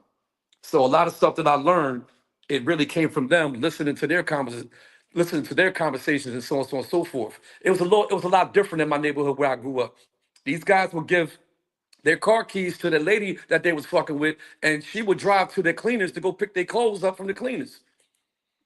And depending on what type of chick she was, they'd be like, here, take that, man. Go ahead and get yourself a little outfit or something with some shoes or something, or get your nails, your hair done or whatever. You know what I mean? A lot, and I don't want to sound like no caveman or nothing, but a lot of women back then, they just did what their man told them to do. That's what I was raised around. You know what I'm saying? That's all I'm saying. So I wasn't like in the streets like the way that you're probably thinking about, but I learned a lot of things from it. No, I'm just listening to you, try to get an understanding from your perspective, because if you had certain teachings about women and relationships younger, I think that you would be able to, not just saying you, but any man would be to apply them at their grown age now, because even men are more experienced. Hey, that's just one. Miss Precious, can you put up the post, the comment from Lisa J. Bella? This is absolutely bad work right here. Any man like that I don't sleep with a woman and have no intentions on marrying her. Lamont. I'm sorry. Any man that will lay down and sleep with a woman and have no intentions on marrying her or being in a relationship with her is a horrible person and has no integrity and is wicked. Kings are rare. Listen, women. My bad, I didn't know you was gonna read it. Women, no. That it don't make that man a bad person. It don't make that lady it don't make that woman a bad person either. Those are two consenting adults deciding to have sex. Number one. Number two, though, how can you say that any man? Listen, you have to gain access before you could even make that happen. Who gave that man access? Like, there are men out. I'm not speaking about me because I got the gift of gab, but I'm just saying there are men out there who don't have no type of access to women. Right? So for you to even have access to that woman, to be able to lay down with her, if you're gonna call a man a bad person and all of this, so then where the fuck are the queens at? If that's the case, if kings are rare, where the fuck are the queens then? I just Frank, have give me- to Go ask, ahead. and I'm not. Hold on, Lamont. Good, And good. I'm not even a red pill type of. Oh, I'm a boost men up type of nigga. Like I'm not. But I'm asking you, like, because I just feel like to go to the extreme. Why do everybody got to go to the extreme? Like, you don't have to go to the extreme. Like, no, it does not mean you're a bad man. It does not mean you're a horrible person. Like, because there are men out there having safe sex. There are women out there having safe sex. And I'm not saying that you should just be out here having sex all willy-nilly and doing all this shit without being married. I'm not saying that. But I'm also not a hypocrite. I'm not gonna have sex and then tell everybody else not to have sex. That's dumb shit. That's wild shit. But what I will say is that you cannot call that man a fucking like a piece of shit, a horrible person, or nothing like that because a woman gave access to her body. That makes absolutely no sense. Like, come on. Also hold the woman accountable too. Go ahead, bro. So now I was going to piggyback on what you were saying. I don't know if you was watching, but I was nodding my head like agreeing with you. So it took me back because long before I even knew who Kevin Samuels was, two of my homies hit me up and it was like, yo, bro, you kind of remind me of Kevin Samuels. And I said, who's that? And they sent me a video of his talk show on YouTube. And I'm like, damn, he do sound like me. The only difference between me and him is he's a lot more educated. I like the way he break his conversations down. And he said something. He said, women have access to sex and men have access to relationships. And I have to totally agree with that because I said the same thing myself some years back. Now, the crazy thing about it is, piggybacking up what you said, Frank, was tell me if you heard this or not, because I heard it dozens of times. A woman knows if she wants to sleep with a guy the first 15 minutes of meeting him. How many of y'all heard that? Man, And it's if the he first say the 5 wrong minutes. thing, and if he says the wrong thing, it ain't happening. How many times? How many times? I'm thinking I already said it. We could get in a So, second. Right. Am I the only one that heard that though? I said minutes. We could get into seconds. Right. But women, from what I heard, is that a woman knows if she want to sleep with a man It's true. the first It's 15 true. minutes of beating him. But And it if he doesn't says matter the whether a wrong- man knows in seconds because we If he don't says we the don't wrong own the thing- we don't own the box. If he Right. says the wrong thing, then it's not happening. That's She's right. like, damn, I was gonna give him some, but then he said some shit I ain't really like, so now I don't even want to do it to him no more. Yeah. So it's Minimize like, the words how come women don't address those particular type of women? You see because how they always try to accountability. find ways to blame the man? Accountability. It's accountability issues. Two A's you're never gonna hear. Well, I don't want to say never, but two A's more than likely you're probably not gonna hear from a woman. I'm just speaking in general. Accountability and an apology. You're right. But to the point that you was making, a woman told me that saying that you just said. She said a woman knows that she wants to sleep with a man as soon, within the moments of looking at her, which I understand and it's true. And to me, and what I tell women when they say that, I say, once you say that and a man picks it up, you've relinquished that power. Because now a man knows all he got to do is keep say the right things, and he gonna get, if that's where he want to go, he's gonna get there. And guess what? if he doesn't say the right things and you want him, you're gonna, as I say, show him the ways to the cookies. WAZE. You're going to give him the route. Make a left here, make a right here, turn here, say this. You're going to tell him. And if he go off course, you're going to say rerouting right back to what you want. Let me say one more thing, and you guys got it. Let me say one more thing, and you guys got it. I remember being about maybe 14, 15 years old, and I was back in New York, and it was a lot of older women that was in my family, and I heard the conversation that they was having, which I wish we still had today. She said, and she was schooling one of the young girls that was around her. She said, you could tell a lot from a man from his haircut, his fingernails, and what he wear on his feet. Now, I'm a kid at this point. I'm 14. I didn't understand exactly what she meant when she said that. So I'm like, it didn't dawn on me until I got older. She said, what? You could tell a lot about a man by his haircut, his fingernails, and what he wear on his feet? I was like, whoa. But then as I got older, I'm like, I kind of know what she mean. Is she talking about like if a man like upkeeps how he looks? Is that how you could tell? So maybe one of y'all can help me out on what she meant around that time. I mean, the same thing applies today, brother. I've heard it back in when I was in 6th, 7th grade, women speaking like that. How a man moves, similar to how he dresses, how he keeps himself well groomed. They used well groomed back in the day. His shoes on his feet, his hands, because a man, if you didn't want a man nails longer than yours, you know his ass ain't working. A man that's working, you got to have a certain length of his nail if he's working with his hands. No, she meant like if his fingernails are clean. But yeah, I like my hands clean. I've been working with my hands since I was 14. That well groomed mean you got to wash your ass. But two things can be right at the same time when it comes to the people that we see who we're attracted to and we want to get physical. But we don't have that no more, Coach. Yes, we do. Yes, we do. Because our parents say it all the time. No, it's not. But the guys have given the woman the power when it comes to the box, even though it's theirs and they have the power. Guys are giving it to them because guess what? A woman can give it to them. No, not Simpson, because somebody already said it. A brother can be moving a certain way, and Big Booty Judy come through all that shit's out the way. He meets all the requirements that she want. If he ain't got to take her out, he can DM. Man, if he can DM her and show up with some weed and a drink on Friday, he's coming through. Yeah.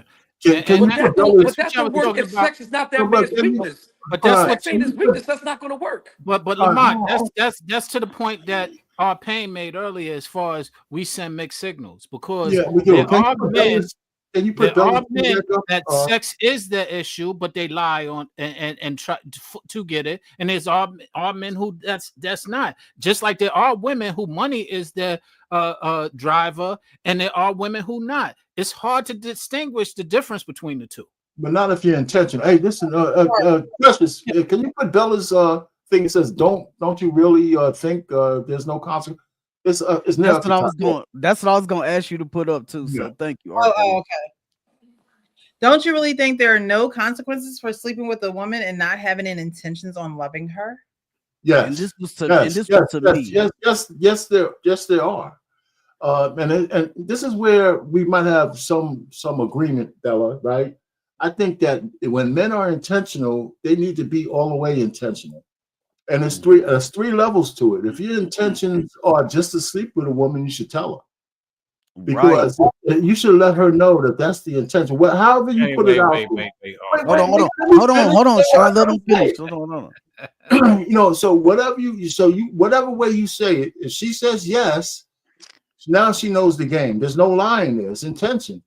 If you're intending on having a relationship, and if it depends on your age. If you're a teenager, you be boyfriend and girlfriend. But if you're an adult, I think this whole horseshit about having boyfriend and girlfriends is stupid. And I'll tell you why. Because if you're like 30, 25 and up, 30, being a boyfriend and girlfriend means you're going to be friends with benefits at best, with no real commitment. Or you're going to get her pregnant, but you don't want to marry her, and now you got another woman out there who's bitter because you don't have a complete family.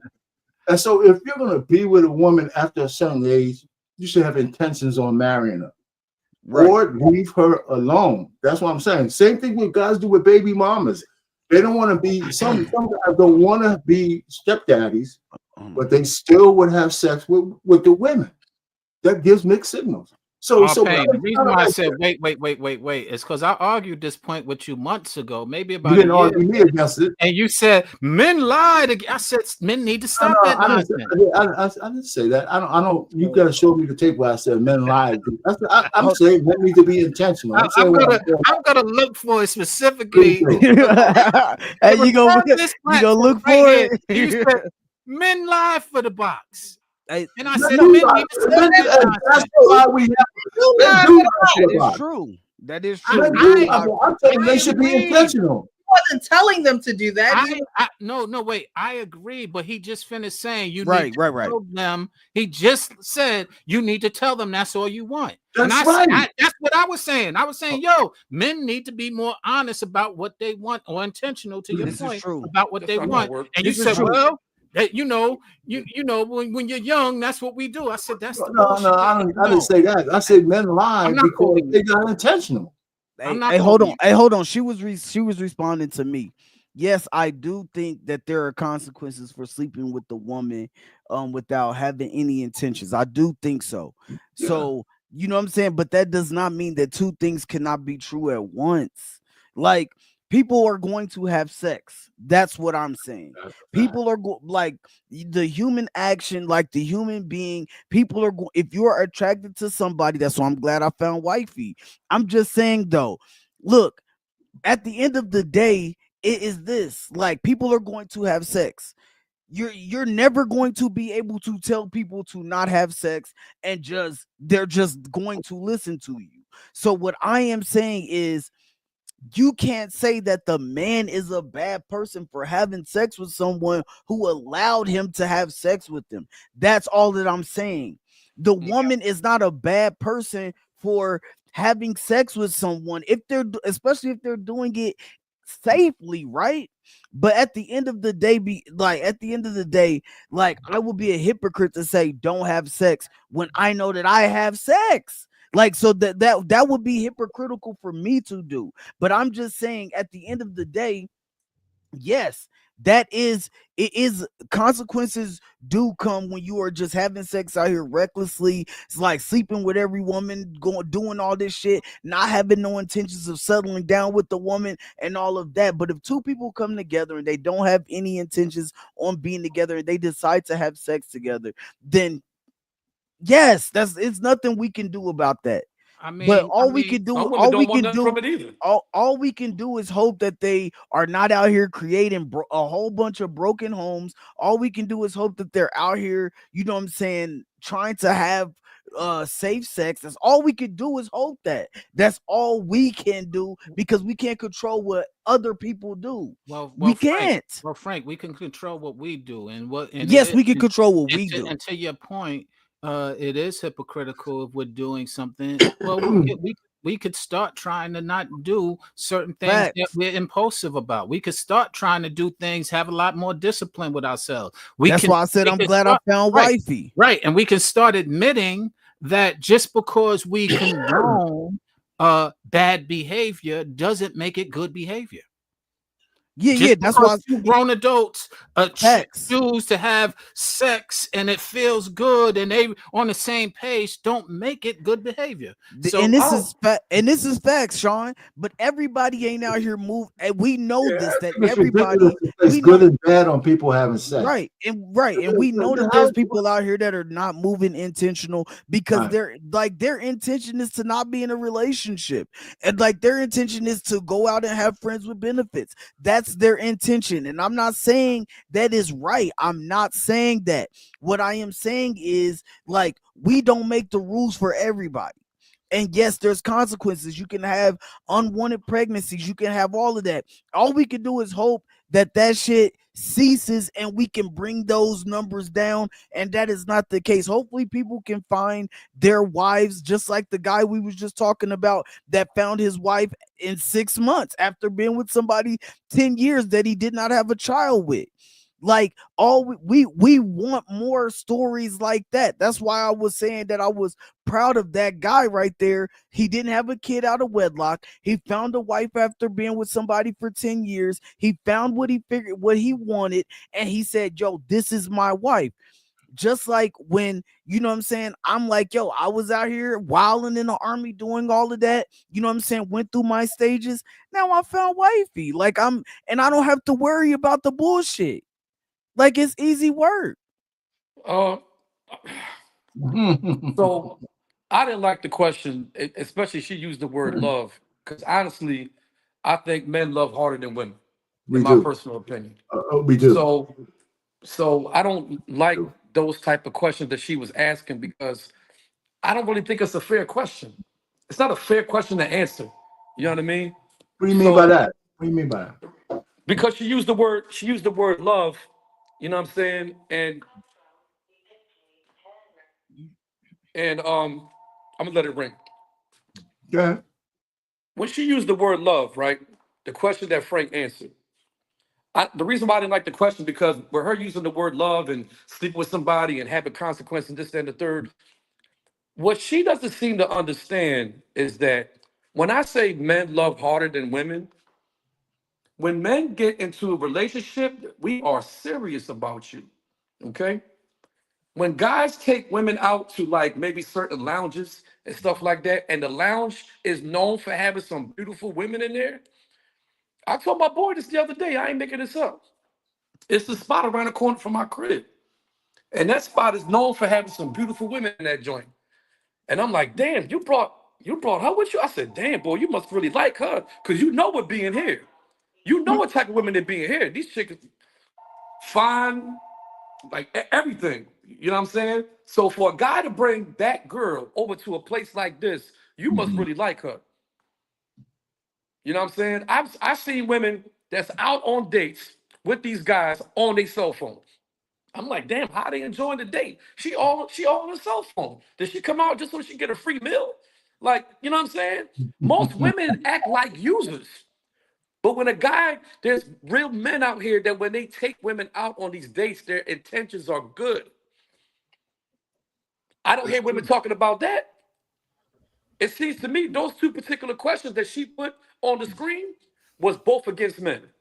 And I agree with you. I think that a lot of times people get hurt, and we don't always give grace for that pain that they haven't been healed from, and on both sides, men and women. Because to your point, no, we don't leave. There are a we lot. Stay and fight.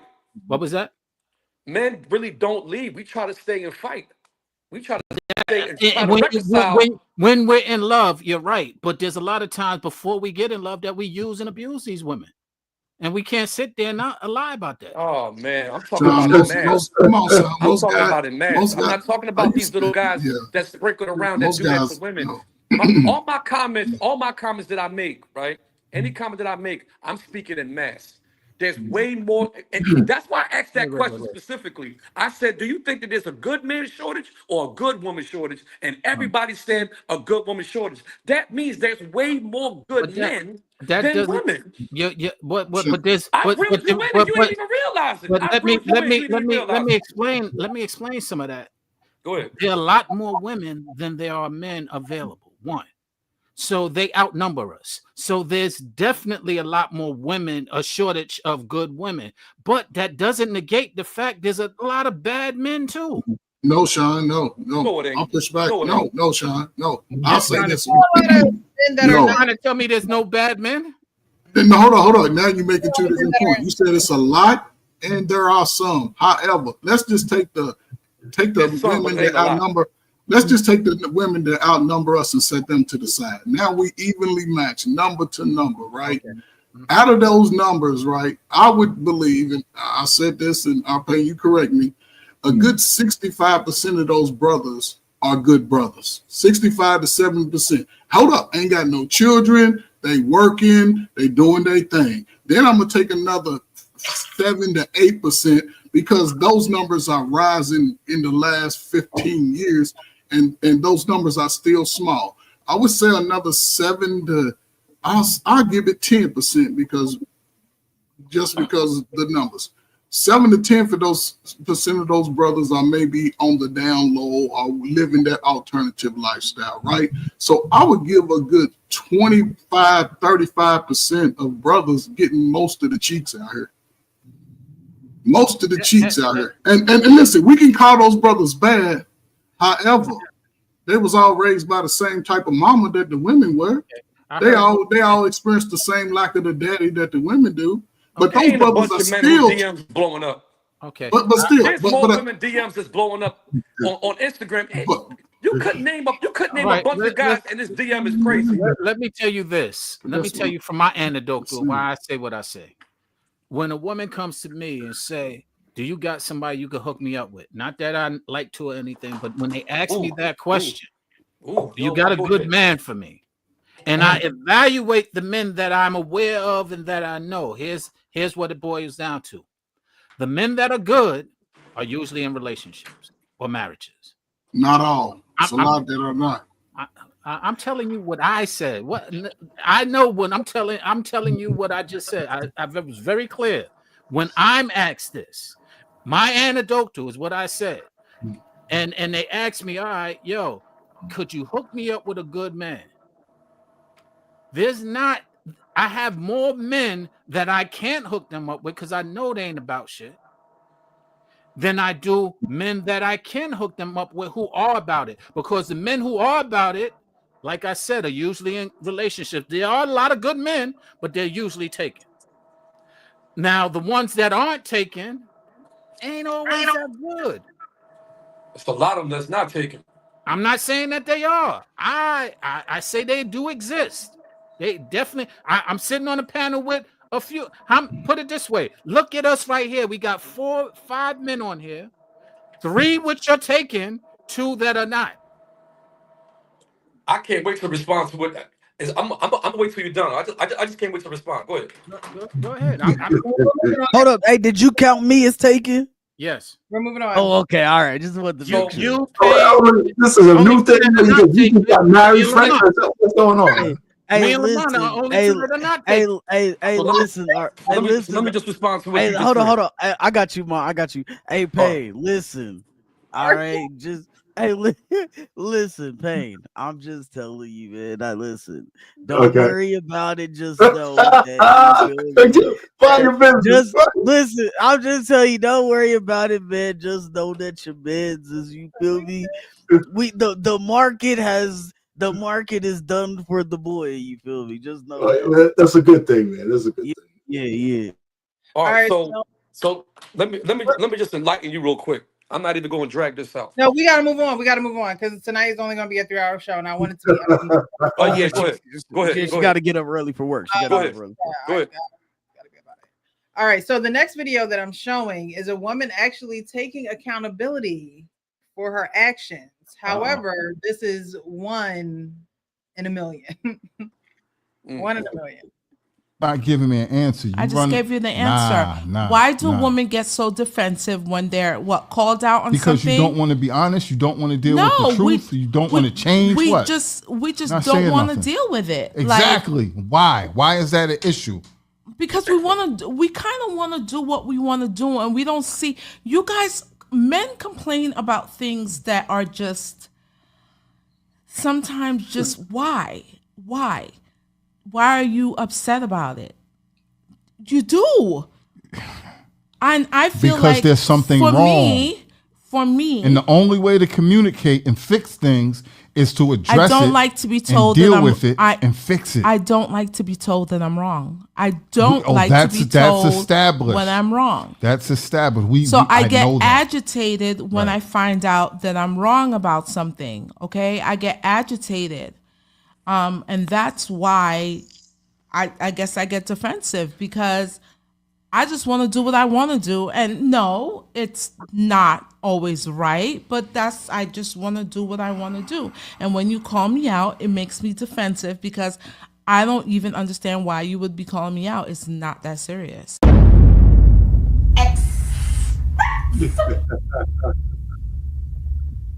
So, why can't women be told they're wrong?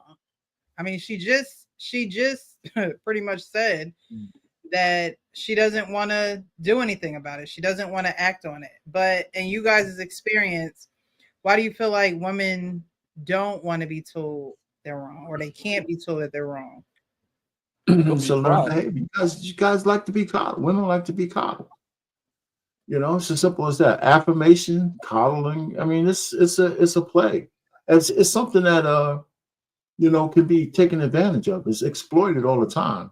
So what she just said is the thing is she admitted it, right? She just admitted how she felt. But a lot of women, I mean, listen, my wife is like that. Not like her, but when I tell her something that she knows I'm right, she doesn't like it. We don't go into like fits or arguments, but I could tell she doesn't like me correcting her. right? And then she has to fight from saying, well, what about what you did? But we've been down that road. I said, when you have something to say, if I do something wrong, you tell me what I do wrong, but don't use this time to say that shit. Right now, we're talking about you. Right? So, but it's true. It's just one of those kind of things. But I mean, we're mature in our relationship, so she fights it, and we know those situations, so we never argue about it. But I could tell. So, you know, it's a woman thing. My thing is that I can't stand it, and a lot of women do this. They'll do some slick shit. No, you want to keep it real? Let's keep it real then. They want to keep it real when it comes to you, but they don't want to keep it real when it comes to them. You know what I'm saying? And you said earlier they just like being coddled. Earlier they were like, just be honest, just be real. They love to throw the man card. They love to play the man card. Be a man, just be a man and be honest. Bitch, you ain't ready for me to be honest. You don't want that work. You ain't built for it. You ain't built to hear no honesty. Because if I start talking to you the way you talking to me right now, because like, come on, man, you slowing up on me. You don't want to do that. I'm gonna dish it right back out the way you delivered it to me, and then you ain't gonna like it. And this is what I notice about a lot of people, especially women. You start saying some real shit to them, I guarantee you they don't want to have that conversation no more. They don't want to finish it. They're either gonna walk away. Fake cry, right? Fake cry. And you guys know what I mean when I say fake cry. You know, start playing the victim. You know what I mean? They ain't wrong about nothing. You know what I'm saying? Why are you talking to me like this? If this how you feel, whoa, come on, man, stop. Oh, man. What you going for the Academy Award? Because you a hell of an actress right now. That is hilarious. I think you see, the thing is, she did tell the truth, but the problem is you acknowledge the truth, but you don't want to do nothing about it. Right. Issue, right. And you're not trying to resolve it. You're right. trying to fester in it, and you expect us to embrace your insanity. And when we're not willing to embrace your insanity, you try and flip it and manipulate it to where you try and make us seem like we're insane for pointing out the fact that exactly you're wrong and you just don't want to hear it. That's spoiledness, that's selfishness, and that's things that make us have to coddle you. To Lamont's point, the reason you don't want the truth, you can't handle the truth, as whatchamacallit said, Jack Nicholson said in that movie. But the point is, a lot of people say they want what they can't handle. You want $1 million, can't handle $1 million. You want a six-figure man, can't handle a six-figure man. Or you want you get the girl to say, who got her stuff together. You can't handle a woman who got her stuff together. Or you get the girl to say, well, at least I admitted I was wrong. You know what I'm saying? You get those too. And they feel like that admission is not resolution. Admission is the first step to resolution. We're not trying to get admission. We're trying to get resolution. And when you embrace and understand that, we might get some places. But because men are fixers. Men are fixers. We're not trying to tongue wrestle. We're not trying to go back and forth and all like that, man. We just fixers. You know what I mean? Listen, fellas, listen. Every woman y'all meet might have a trait of every woman you done already met. Right? Every woman you meet going forward, you might have already experienced that in a woman you've already dated. And if you choose to carry on a relationship with her, you get what you get. Once you see it, don't even attach yourself to it. Just chalk it up as a loss and move on. Really. You don't want to waste a lot of time today. If you take her out to eat and she on her phone, it's your fault. Man. She told you who she was in that first conversation. She let you know if she wanted to have sex with you when she looked at you from your toes to your head and your heads to your toes. She knew then. So you just got to be more intentional. However, a lot of this is a reason that we have these bad communications. She's a middle-aged woman. She started out trying to put it on the women, but she couldn't even take the accountability. So she switched it real quick. Why men just get upset? Because you got to understand, they will never understand a man, but they always trying to critique you. She asked the question. And but she didn't even answer the question. She was started there. She said, "But why man just get mad over something that's just because I want to do what I want to do?" She's telling you what she want to do when you meet her. A lot of women ask the question and answering it. Why do men? But yeah, you're right. You're right. I'll decide over dinner if we get that far, and she's combative on everything that I ask, and why is this and why is that. I know then when I leave that parking lot, I'm deleting her number. I don't need to have that problem. Brothers, just be more intentional about who you are today and your seed. Listen, if you get to an age you want to have a son, tell a woman pay you $50,000, $20,000, whatever you need, something. But women are always going to move who they are early. From the time that they call you over, hey, sexy chocolate, and you go over, who, me? She moved like that when you ain't around too. Black lexicon. You said we throw it back on the woman when she gave us exactly what she wanted.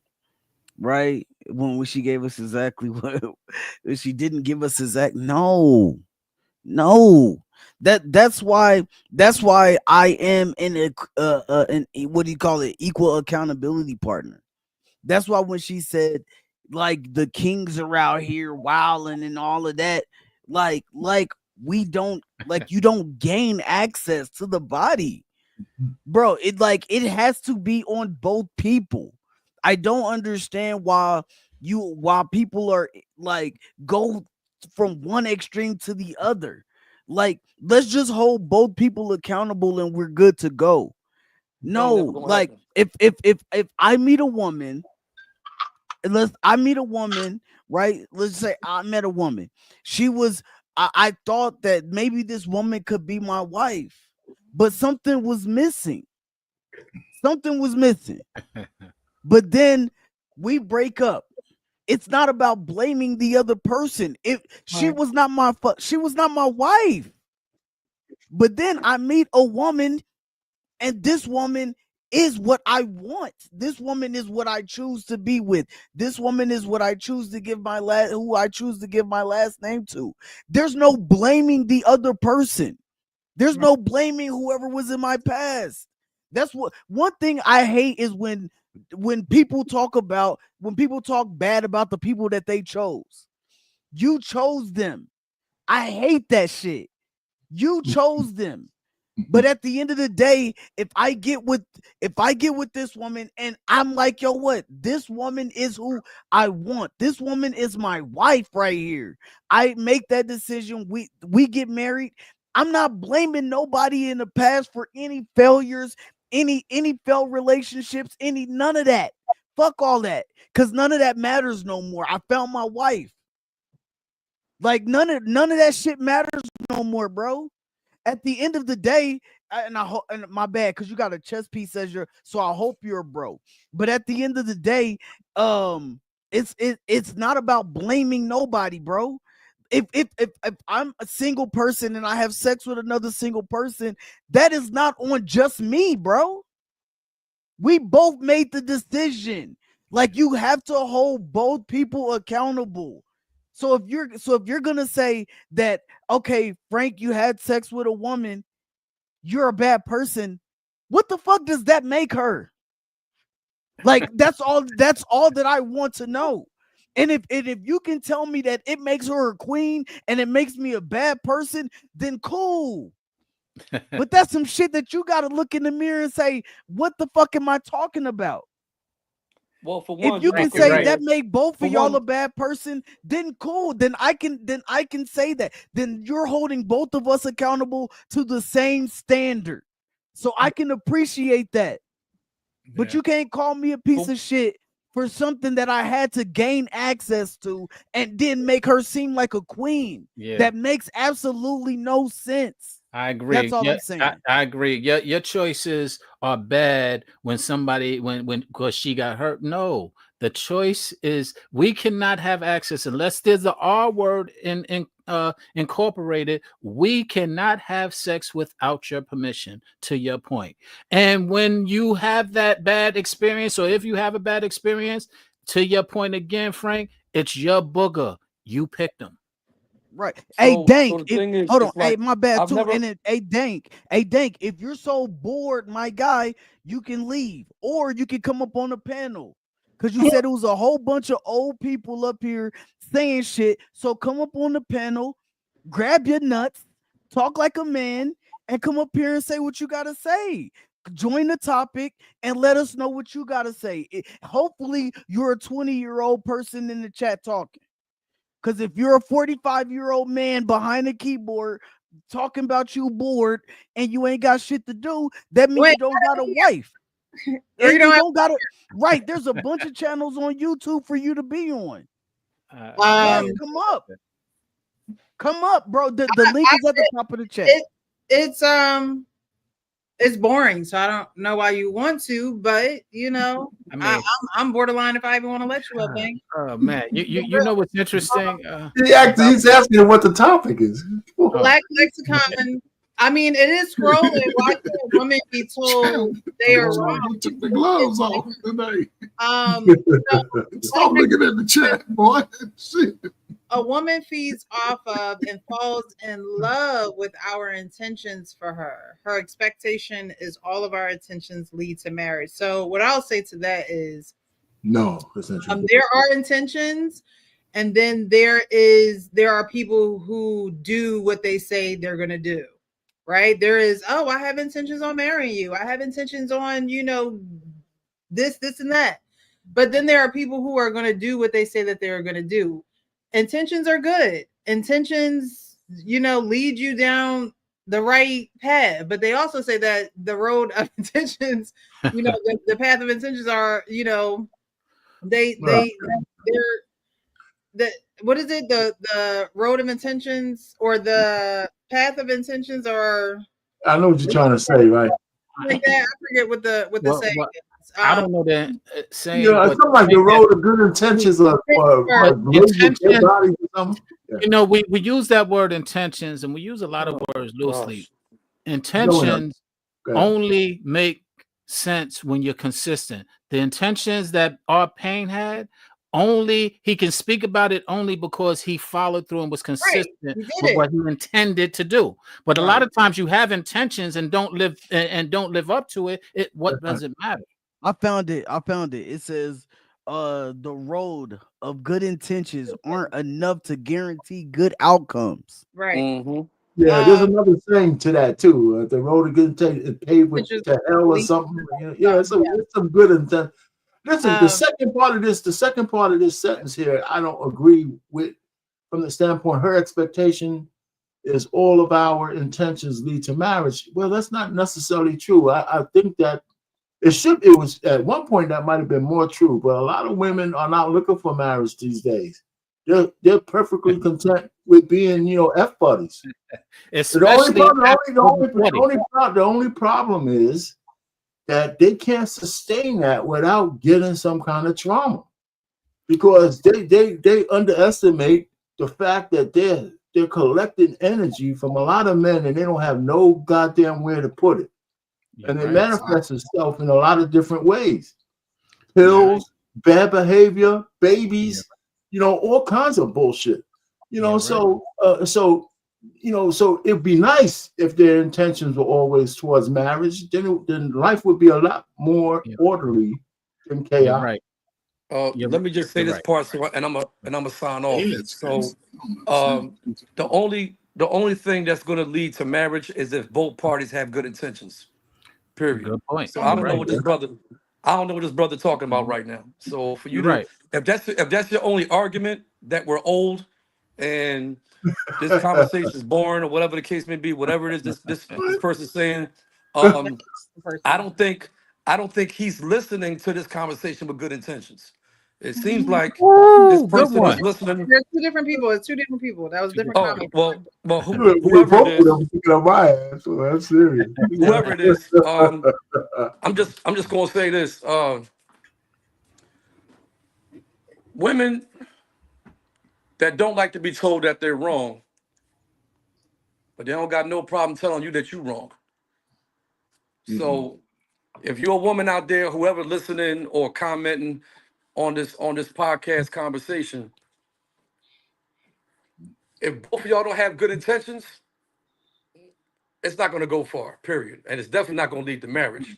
Because like you said earlier, like if I got good intentions and it don't work out, that's only because she didn't have good intentions. But he came into the situation with good intentions. You feel me?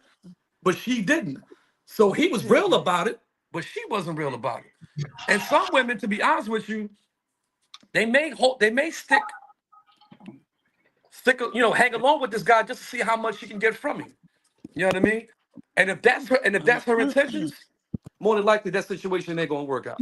Well, hey, hold on, hey, Sean, hold on, one more time, Coach Berg, you're right, man. I chose fucking violence tonight. Hey, my bad. I ain't mad at you, Frank. Hey, bro, because listen, this is also. We have great conversations on Miss Precious Show. I love it over here, but this is also about being real, and this is also entertainment. Lady D, I'm calling your ass out. You said after the way you Negroes treated Kamala Harris, do you know that black men voted? Do you know that black men voted for Kamala Harris at a 80+% clip, ma'am? Do you know that? So what are you talking? Black women voted for Kamala Harris at a 92% clip. Black men did it at a 80-something% clip, ma'am. So what are you talking about? Yeah, despite her having Meg Thee Stallion twerking in an inappropriate place and manner. Listen, Despite that, we voted. Hold up, no. Hold up, but I'm gonna keep it real. Not even that. I just want to say, listen. Kamala Harris had a great opportunity, but she also was put up against the wall because there was no primary, right? And black men still voted for her, right? There was no primary for her to go against other people. That's number one. Number two, she was thrusted into the position. That's number two. Number three, every single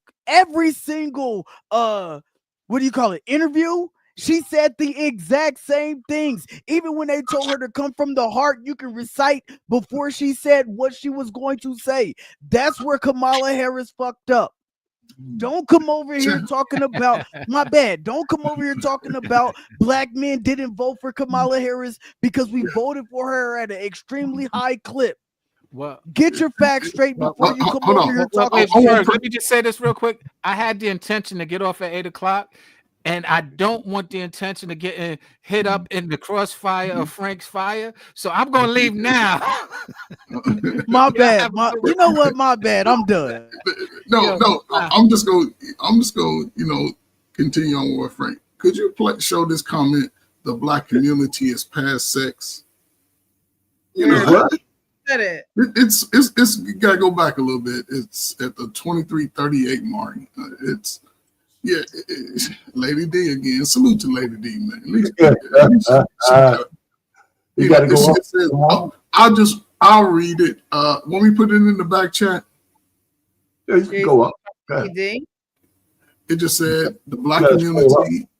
Was that before or after the lady come out? After. It's before. It's about 5 or 6 chats before. This one. Yes. This the black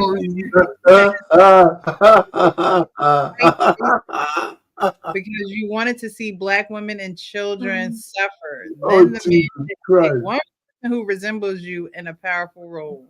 You see that right there? I would hope you're not black. I would just hope. If you're not black, then I understand. That's the biggest crock of garbage that we have. The children are under the authority of women. By default, the laws are given the children to African-American mothers.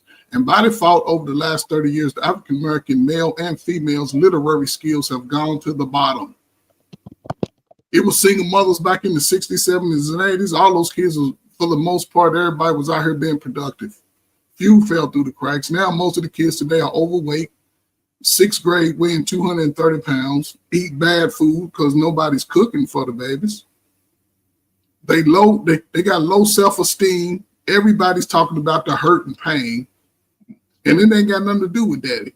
Because mama know daddy, if she say he was so bad, she already knew what he was like when she met him.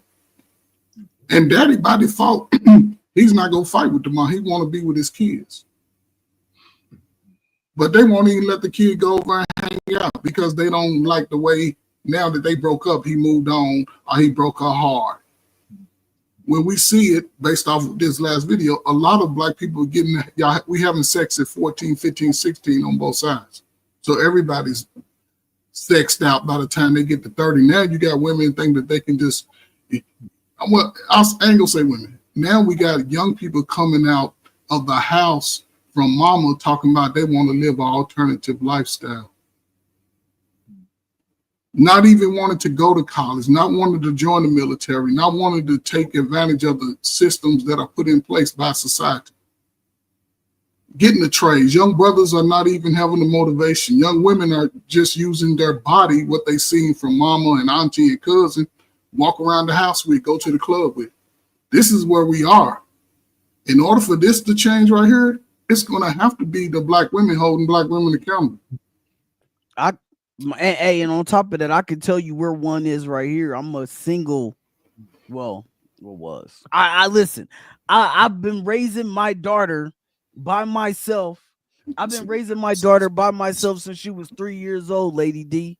I don't know if you are a troll or not, but at the end of the day, my daughter is 16 years old right now. So that lets you know how long I've been raising my daughter by my goddamn self.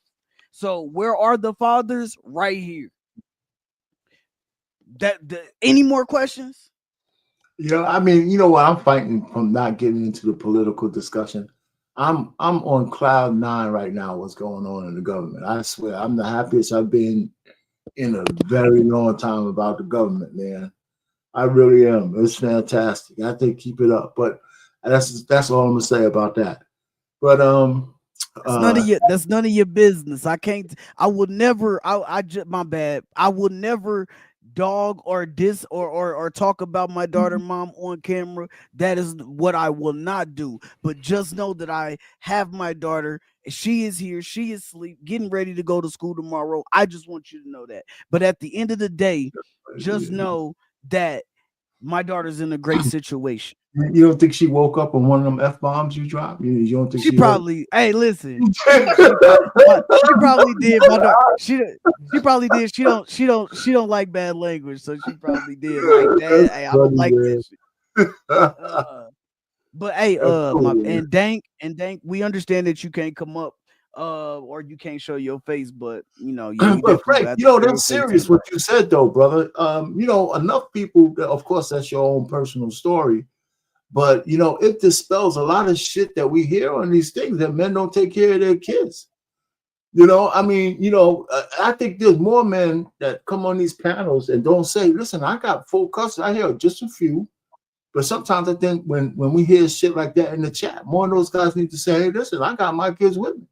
Men take care of their kids. They're dealing with evil, wicked women who make it hard for them to take care of their kids, who don't want to take accountability, who don't want to tell the truth, who just want to bash a man every second that they get, not realizing that this man is helping you more than most men probably do out in these streets. But they don't recognize what they have in their face because it's not exactly what they want. It's not when they want. It's not how they want. And they're very ignorant to the fact that you do have to have some relational intelligence. Just because you have a baby with a man don't make you an expert in what it means to have a relationship with him, even past not being with him, because there's no guarantee it's going to work out. So if you're not going to be with him, and if y'all not going to be in the same house, at least be able to be cordial with one another. And women can't be cordial because they can't check their mouth. They can't check their attitude. They can't check their ego. You know, Beyonce says she got a big ego. There's a lot of women out here like that got a big ego. And they can't be checked by nobody. Mm-hmm. That's the Black woman's problem. She can't be checked. You can't tell her the truth because she's not ready to hear the truth. And when you do tell her the truth, she blow up, or she run away, or she want to insult you, or she want to disrespect you. And you know who do that? Children. Right. Hey, Dank. Yes, only 10% of fathers get custody, but let me tell you this: a lot of that. If you ever heard the lead attorney too, shout out to him. If you ever heard the lead attorney, a lot of men don't have the money to fight for their children either. That is the thing. So if you cannot fight for your children in court with a lawyer, then it's going to be very hard for you to get your kid full time, full custody, all of that. But if you know the law, if you know the fucking law, which I did, I was in the courthouse every single day, bro, for like 30 days, talking to the people downstairs, the people that help you file your paperwork, because I knew what was behind what I needed, like the reasons why I needed to get my daughter. Right? Because I knew how I was raised and I didn't want that to be the situation. But at the end of the day, if you go down there and you just talk to the people downstairs at the courthouse, they will tell you what you need to know. They will tell you what documents you need to file. They will tell you how much it costs to file those documents. They will tell you all of that. If you don't have a lawyer, if you have a lawyer, it's going to cost you. Now, there's a great chance that you're going to get your child. There's a great chance that you're at least going to get partial custody if you have a lawyer. But if you don't have a lawyer, you have to go down there. You have to do your due diligence. Go online, find out the laws in your city, find out the laws in your state. And if you do so, bro, you will be successful in court, because that judge will see that you're actually trying and you're a father that wants to be there for your child. When I went, they looked at pictures of my daughter with me and they said, yo, this guy, his daughter is extremely happy when she's with him. And I did not take pictures just from those days. I just took pictures from every day that we was together, all kind of days that we was together. And they seen how she looked when she was with me. And the judge said, yo, she's better fit with her father. It's simple, bro. But a lot of people give up because they don't understand that they think, number one, that it costs a lot of money, which it does. And then number two, they feel like if they're doing it on their own, they're fighting an uphill battle, which it is. But if you stick to it and you show the judge and you show the court that you're really trying to be a great father out here, they will definitely rule in your favor. And it does not mean that you're going to get full custody. But what it does mean is that you're going to be a part of your child's life. And that's the most important part. Yes. I just want to say that, Precious. My bad. I think for brothers, and I say this all the time, like I said, I have a 21-year-old son, right? And I tell him all the time, if you have a child and you're a single man, you might struggle. I'm not going to just run to his rescue and save him. He's going to have to show me that he's going to work to follow what is available to him. Like Champ said, brothers, listen, if you have a child, and I learned this when I was working in social services in Chicago. Say you have a child by a woman, you ain't even in a relationship. The baby's a couple of months old, right? I know it may not sound like something you would want to do today, but it's the greatest thing you can do to change your life. Go legitimize your child. Don't take her word that it's yours. Don't go by your cousin's name. The baby look just like you, because it could be our Pains or Champs and look like you. Go get the DNA test, right? Go get the DNA. Now the baby's 6 months old. You probably live with the girl. She's on Section 8. This is how you can get her in the box. If you make sure you there, you get that address over, get some mail over her. She don't want to mess up her Section 8, so she gonna work with you. You go in there and say, listen, this is my child. I want to make sure that I have joint custody. I want to be in my child's life. And you ain't got to do a whole lot of, just write it down on a sheet of paper. Get somebody that can write real good, and so you can verbalize what you got to say. And you hand that letter to the judge, and you keep the same copy, right? Because they might lose it. Just make sure you give it to him. He gonna read it, and then he gonna start asking questions. You just telling you it's all about you and your baby. You want to be able to support your baby. You want to file joint taxes on your baby, because that's why women are nervous, because those laws get ready to change a little bit. You want to be able to pick your baby up from school, drop them off at school, whatever.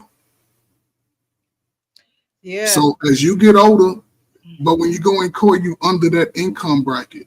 And then when you 38, 35, the baby start turning 18, 19, all that money start coming back into your pocket. All that money, your child will be smarter than the rest of the kids. Your daughter won't be wearing those little tutus and 304 outfits and stuff. She won't be but what you have to do is be consistent with the child. Forget the mother. You speak to her, be respectful. She can have a new boyfriend, but you talk to the boyfriend. Hey, this is my seed over here. Don't touch her. This is me right here. But that's just being a man to man. I ain't saying you got to go in being stupid. If y'all might smoke weed together and make sure he got some, and just talk to him about the real, because you have to. You can't assume, because women will put children in a bad situation. If they getting some ding-a-ling from a guy, they don't care if he's a creep or not. They're going to bring him in. But for men, if you get ahead of that and make sure that you are active and you showing up just because the kid needs you to show up, as that child comes aware, the child gonna realize who's the bad parent, and they're gonna make a decision. And because the women are not gonna work with you, because they use your kids as a meal ticket. They're not teaching the kids. Kids are a lot dumber today. Go look at the school records of most of these kids crashing out. How they crashing out and they live at home with their parent? What's going on in the house? Because kids only act out what they see. Mm-hmm. Who's talking to the kid about their emotions? I've never seen a society of young Black folks, so many depressed people. That brings us to the next video, which is going to close us out because we got to get out of here. Yeah. All right. Let's go. And Dank, I was just saying to show your face in the back chat. You didn't have to show it for everyone, but I need to know that you're real. Okay. Mm-hmm. You don't have to show it for everyone to see on stage, but in the back chat, I need to know that you were real. So that's what I was saying. So I probably didn't convey that message clearly. I apologize. But I'm going to play this video and then we're going to get out of here. But this is what we're going to start with next week. Talk about women being a problem. And if that's the case, we need to get to the root of the problem. And there's a saying that women are more emotionally intelligent than men. However, I believe in this day and time, that is declining. There's plenty of times. There are 4. So I was watching Ella Mae's Breakfast Club interview, and her and Charlamagne both talked about the decrease in emotional intelligence. And here's what I was thinking. I was like, do people really even know what emotional intelligence is? So I'm going to tell you, if you watched any of my videos before, you've heard me talk about this plenty of times. There are 4 different elements when it comes to emotional intelligence. One is self-awareness, right? That's being able to know yourself, your thoughts, your feelings, but we can't stop there. The next piece is self-management. A lot of people know themselves, but they don't know how to manage what they know. So it's not enough for you to say, oh, I know that I have anger problems. I know I do this. I know my feelings. I know myself well. But if you can't manage yourself well, that's where the problems or issues or the lack of right habits or constructive habit development comes into play, because you can't manage what you know. Once you're able to have self-awareness and then you have self-management, the next piece comes into social awareness. Now, social awareness is just how it sounds, right? You're able to go into a space and you're able to watch and see how other people move. You kind of use discernment. You use your self-awareness to be able to see how you impact others. One thing that I like to say is our energy precedes us. So you're able to pick up on other people's energies. This is something that empaths do really well, I think, as well. And so social awareness allows you to enter into a space, understand how you enter, and watch how other people move. The next piece to that is the fourth one, and that's relationship management. So now that you have your self-awareness, you have your self-management, then you have your social awareness. When you enter spaces, you're now figuring out, how do I manage my relationships with other people? So when LMA and Charlemagne are talking about, that's kind of rhyme, LMA, Charlemagne. Anyways, when they're talking about a decrease in emotional intelligence, they're talking about people's ability to not be able to manage their self-awareness, not be able to manage their relationship management because of they talked about communication and purely just understanding. So here's my question to you is, where do you feel like you fall in your emotional intelligence? Do you feel like you are intentional about growing your emotional intelligence? Do you feel like you're like, I'm really self-aware, but I have a hard time managing it? Do you feel like I'm really good in social awareness, but I have a hard time with relationship management? So I want to get into that next week. She talked about self-awareness on the last video. As a woman? Yeah. Yes. I was thinking, when we got I was scared to ask, so like, confused. I just like, yo, is this a man or a woman talking? I'm my bad. I was right with our. I was scared to ask, like, oh shit, what is that? But I can see the mannerism shit. Okay. Yeah, I just thought it was a dude who had a hint to men, but that's a full-fledged. So that's a bull dagger. Maybe. So what? It's a what I think. Hey, Dank, my wife is fine. Mind your business.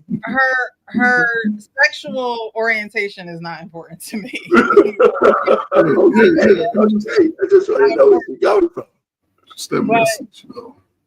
She is speaking about what did you call her? A bull dagger? That's old school. That's what they was called originally. It takes me back, So that emotional intelligence is something that I believe that is lacking now. We talk about people not having the examples all day long, right? But people are growing up, okay, and the example is probably going on, living their lives, But you have to live your life, and you have to learn how to live your life for you. You can't always say, oh, well, I didn't have the mom and dad growing up. Some people had them and still, acting crazy out here like they weren't raised right. But at some point in time, you have to take accountability and say, okay, I need to be intentional about my self-growth. I need to be intentional about my self-awareness and my social awareness and my relationship management. We have to be intentional about those things, because especially as women, because there's no way that we can have a relationship with anyone else, let alone a man, if we don't check our mouths, if we don't take accountability and say, you know what, I have this problem and I need to check it. If we don't see how we integrate with other people and our relationships with them and how they either flow or they don't flow. It's a stop and a start, a stop and a start. We have to analyze those things. And so next week I'm gonna gather some clips to show examples of these things, and then we'll get into conversation about them. But that's going to conclude our show for tonight. We're going to go into some final thoughts. I appreciate all those who were on the panel and all those who participated in the chat. Thank you, Darnell, for the Cash App. I appreciate the support towards the channel and the platform. I appreciate you. You guys make sure you like and subscribe to the video. If you are watching this on the replay, definitely hit the like button, subscribe button, and hit that notification button so you're notified when we go live. All right, y'all, we're gonna get to the final thoughts, and then we're gonna get out of here. We're gonna start with R-Pain, Coach Ferg, and then we'll end with Frank. Let me ask you, you said your Mondays are tied up, Precious? Yeah. Mm-hmm. Oh, that's too bad. Yeah. I'm looking for a lady. I want to do on my Monday show on BMU's network. I want to do a reaction video, but I need a woman. I had asked a few, but we could always do something that's recorded. I don't know if you want live reaction or no, I wouldn't. It's live. I do a live show at 7:00. I can move it back to 8 or 9, but on his channel on Mondays. What's today? Wednesday. Tomorrow I can let you know if I'm available Monday. Yeah, just send me if you want. If you would. So listen, and you want a time, it doesn't have to be 7 p.m. It could be later. But the thing is, I was looking at. I never really looked at this channel. It's eight at the table. Yeah. Okay, so they have 4 of them talking, and the scenario is a man and a woman, they're married, and they live in check to check, but they can make the bills. Turns out the guy has a $2.5 million comic collection.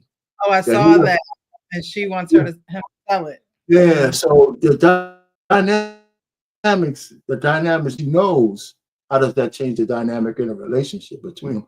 It'd probably be a good discussion because, it'll probably be, now that she knows, she can't unknow. Right. Right. And so, and of course, now that he told her, there's questions as to whether he has it protected or not. Right. And do we think that relationship might last now that she said, why am I struggling? I could be living in a life of luxury. You know what I'm saying? Right. So I think it was a good one to talk about, So, I mean, some people on the BMU network. Tomorrow, I'll give you a definite answer. Yeah, please. Yeah, I need a lady. Yeah. All right. So that's really it. This was actually, this was another good session, like they all are.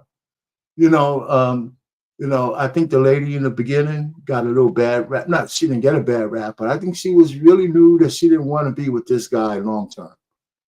He was good for right now, and that was it. And that was it. That's usually what the men do, right? But she said, listen, you're okay for right now, but I don't know if I want to be with you and stuff for that long term. I might even live with you, but I know the back door is open. I can leave when I want to. And she just wanted to get out of the house with her mother.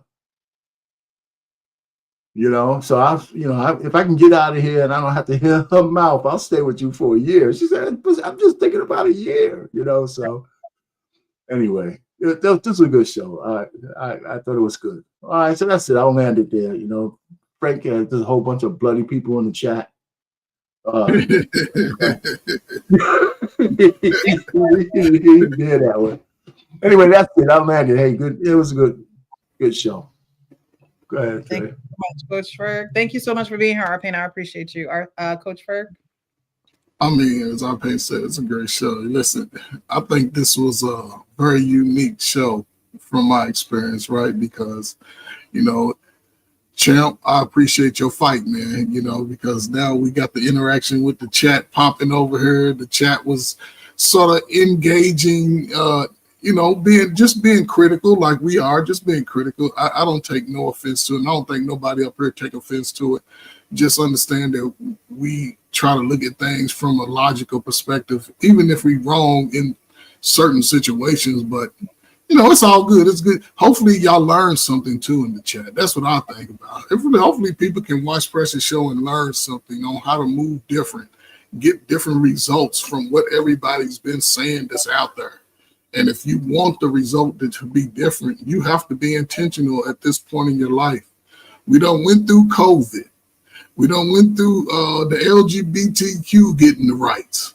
Everybody getting the rights. We done been through two wars in 4 years. Now we got a president who, in a sense, ain't nothing but some old trail. I mean, I don't want to talk about the president, but he's going in. He's going in and sort of mining through the bureaucracy that's kept us really poor for a long time.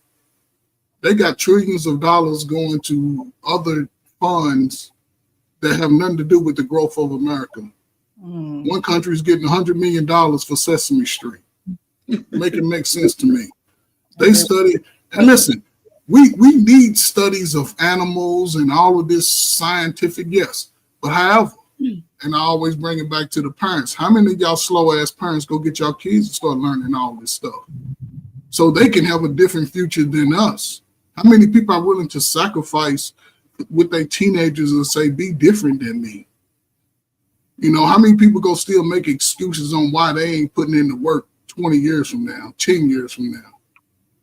We can't afford to do that at this point in our life, whether you win a band or single. Yeah. Because when it all hit the fan and everybody say you got a fan, you better hope you got a man that could I guess, build you a hut. You got some strong women out there that can build y'all hut together. But one thing y'all got to take into account, all of y'all will get horny. And if Champ come through with his muscle shining, he might get lucky a few times than none. But, listen, it's a good show. I think, again, these conversations they needed. However, it needs to continue to be an open-minded intake of the information. We've all have certain views and experiences, and whatever you experience, it's my last thing. Whatever you experience between now and age 35 and 40, you have to want different experiences going forward. But you have to be realistic about what work you're putting in. Nobody is obligated to save you from anything. You save yourself and grab on to somebody else who's saving themselves. You can't keep complaining, man. The world is moving. I appreciate all the brothers and sisters that start looking at life in reality and moving accordingly, man. We need to work together. So, hey, if things get a little shaky right now, all you lazy ninjas, I would be nervous too. Because the day of the free handouts, the feminists, the democratic welfare way, all of that day is over. So put y'all slow kids to work around the house. Make them clean up your smelly house. Teach them some life skills. Talk to them about their emotions. Talk to them about how you got them, showing them how to twerk in the living room. Let them know all that shit's bad behavior. So, listen, let them talk to their father. Even though he y'all just asked, let them talk to him. Let them figure out who he is for themselves. Because a lot of the trauma people speak about, they never identify when it's the mama. They'll just say, I had trauma at home. Who you live with is the question who did you live with? So I'm done, Precious. Great show, Snoop. I wish we can clone you, get 1,000 of you, and get you married by the end of the year. But that's probably a good thing. I forgot to mention, I also want to do a live event when it gets nice. I already have a venue. I just have to put it together. So, even if you can't come, we'll still be like live. I might have something where you can call in because I have a second number. I never really use it, and I wanted to use it for this platform. I did it a couple of times, but it's an older phone too, so I might have to get a different phone too, because that phone is so old. Like you press one thing, it does something else. So that's another reason why I haven't used it. But so if you're not able to be there, at least you can call into to the live event or whatever. But I do want to do a live event soon to those who are in Philly, New Jersey, Jersey. Oh, I'm Jersey. Okay. Mm-hmm. I'm there. So definitely keep that in mind. Okay. All right. I'm sorry, Frank. Thank you so much, Coach Ferg. I appreciate you. Thank you for being on the panel this evening, and thank you for your final words, Frank. Shout out. I'm there, Jersey. I've been once, so I gotta come back for sure. Hey man, for real. Shout out to everybody, man, today. You know what I'm saying? I like talking shit.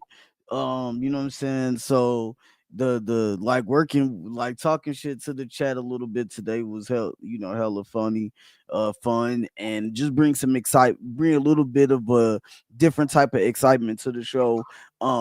Miss Precious, she kills it over here with the topics every Wednesday. We never know, what's gonna be the clips. Like, we don't know any of that.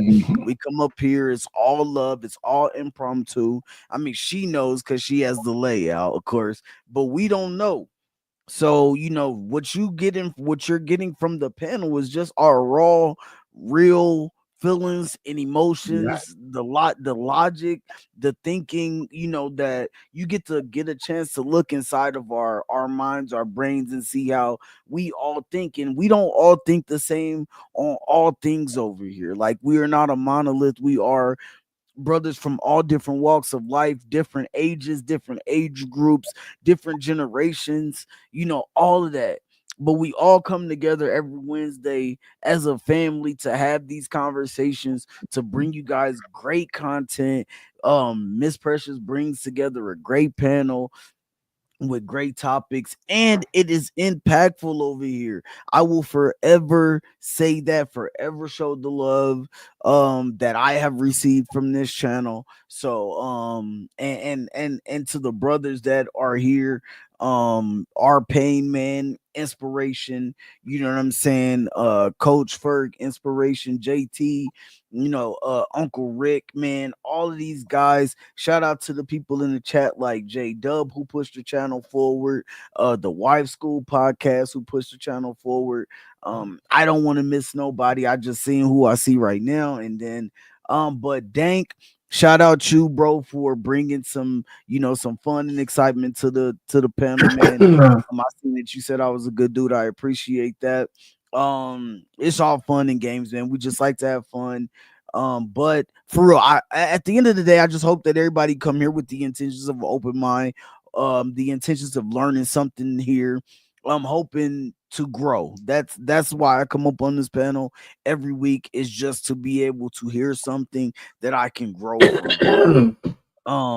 So like Ms. Precious said, she's coming up with a way for us to have a live show. I can't wait. I definitely will be there in attendance. And hopefully get to meet these brothers in person, and all of that, man. So yeah, get the likes up. Make sure y'all have a great time over here. Interact in the chat, man. And as you see, I don't mind taking the gloves off. I love having a good time. But anyway, you know what I'm saying? Shout out to everybody who joined the panel tonight. And it's on you, Miss Precious. Thank you, Frank. I appreciate you. Thank you for being here. Guys, I appreciate you. All those in the chat, definitely hit that like button, subscribe, hit the notification button, and the link is always pinned to the top of the chat. So if you ever want to join the conversation, all you got to do is hit that link. Again, Dank, I do apologize if my message wasn't clear. You just have to show your face in the back chat. But if you don't want to show your face on camera when I put you on stage, you do not have to. That is fine. But I need to know that you're a real person. Because people be playing on YouTube, I just, I don't know. I gotta. Would you let somebody in your house and you ain't know what they look like? Okay, I'm just saying. I mean, if you want to sit on the couch with something on your face, that's fine. But I gotta know what it looks like before you come up in here. But I appreciate you guys. Men know who and what they want. They also know who and what they don't want, or what and who they do not want. They do know this. And so in order to be better, we have to identify those things. And men, I think, identify those things a lot quicker than women. However, I think men do linger when they probably shouldn't. They should just be out when they see those things. That's part of the mixed messaging of what Arpain was saying. And women, you can't play the blame game. When you open your legs, you can't say, oh, well, he shouldn't have did that. And he did this. And, he's wicked and he's evil. No, you have to take equal accountability in the part that you played, because he didn't force you to do those things, which means you willingly did those things and you accepted the fate of an adult when you lay down and you do those things. And so I think that a lot of times women don't want to be held accountable because they know that the truth is going to require work. They know it's going to require change. They know it's going to require self-reflection. And just like in relationships, people don't leave because they know what's familiar to them. It's the same way with being real with yourself. I end these show by saying, be real with yourself so you can be real with everybody else. You're not going to be real with yourself if you're not willing to change, if you're not willing to be better. And in doing that, you have to say, okay, I need to change direction, meaning I used to do this. I don't do this anymore. And now I do this instead of this. And whatever you do instead of what you were doing needs to be a healthy practice.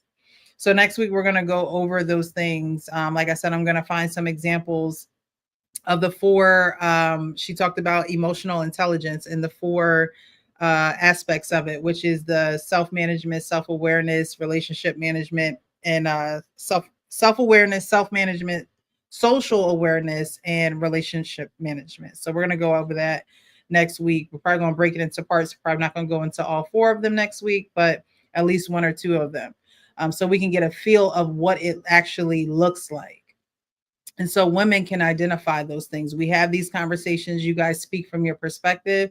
But for women, for a lot of women, seeing is believing, no matter what it is. Oh, you want to marry me? Where's the ring? I need to see it. Oh, you want to put me in a house? Where's the house? I want to see it. Like it's a seeing is a believing type thing for women. And so when you see these behaviors, and if you can't identify them in yourself, but you know that you have them, it's time to change. It's time to change. And we're not here to, change everyone. We're not here to force you to change. Again, if you have an ear, come on here and listen, and then take the necessary steps in order to change those things, because it's not necessarily even friendship or relationships with men. If you don't change those things, your relationships with any and everyone are not going to be good. So it's not just a man thing. It's not just a getting a man thing and why you need to change. You need to change for you first and foremost. If you have children, you definitely need to change, because those children are going to be watching and duplicating and replicating everything that you do. And so I know, Coach Ferg, you always say they, F them kids. But we can't say that. We can't say that. You know what I mean? We can't say that at the sake of us not being able to grow and not being able to make those changes. It's very important. It's so critical in life, period. I mean, how are you going to work a job if you don't know relationship management, if you don't know social awareness? Women will get a job and then not stay there and then get another job and then curse out their manager and be like, I can get another job. No, that's not how that works. You need to be able to control your tongue so you can stay at a job long enough that they see you are valuable and maybe promote you and maybe put you in a job title that you could be proud of. What she told everybody, hey, Chris, my husband got 2 jobs. My husband got 3 jobs. So we gotta fix these things. And I don't mind having these shows where we aid in being the change agent, because it has to start somewhere. And if you don't want to change, look, keep living your miserable life. Keep having broken relationships. Keep having people walk away from you. But what you're going to find is that you're going to be very alone. You're going to be very alone. You're going to have some very necessary time with God. So take all the time that you need. But at the same time, make some changes, because it's only going to be beneficial to you and those around you. You're going to be way more pleasant to be around. But we'll talk about that next show. Again, guys, thank you. It's always a hot conversation with you guys, honest, open, and transparent. I appreciate your perspectives and how you think and how you think logically on these subjects. Even, there's sometimes I go into it with a certain mindset in a certain way that I want to go, but you guys see certain things that I don't see and you call them out. So I appreciate that. But we're going to be back next Wednesday. And y'all know how I end my shows. Be real with yourself so you can be real with everybody else. Y'all have a great night and happy Thursday. Go Eagles! She's been waiting for that. Go Eagles. Damn shame. Have a good night.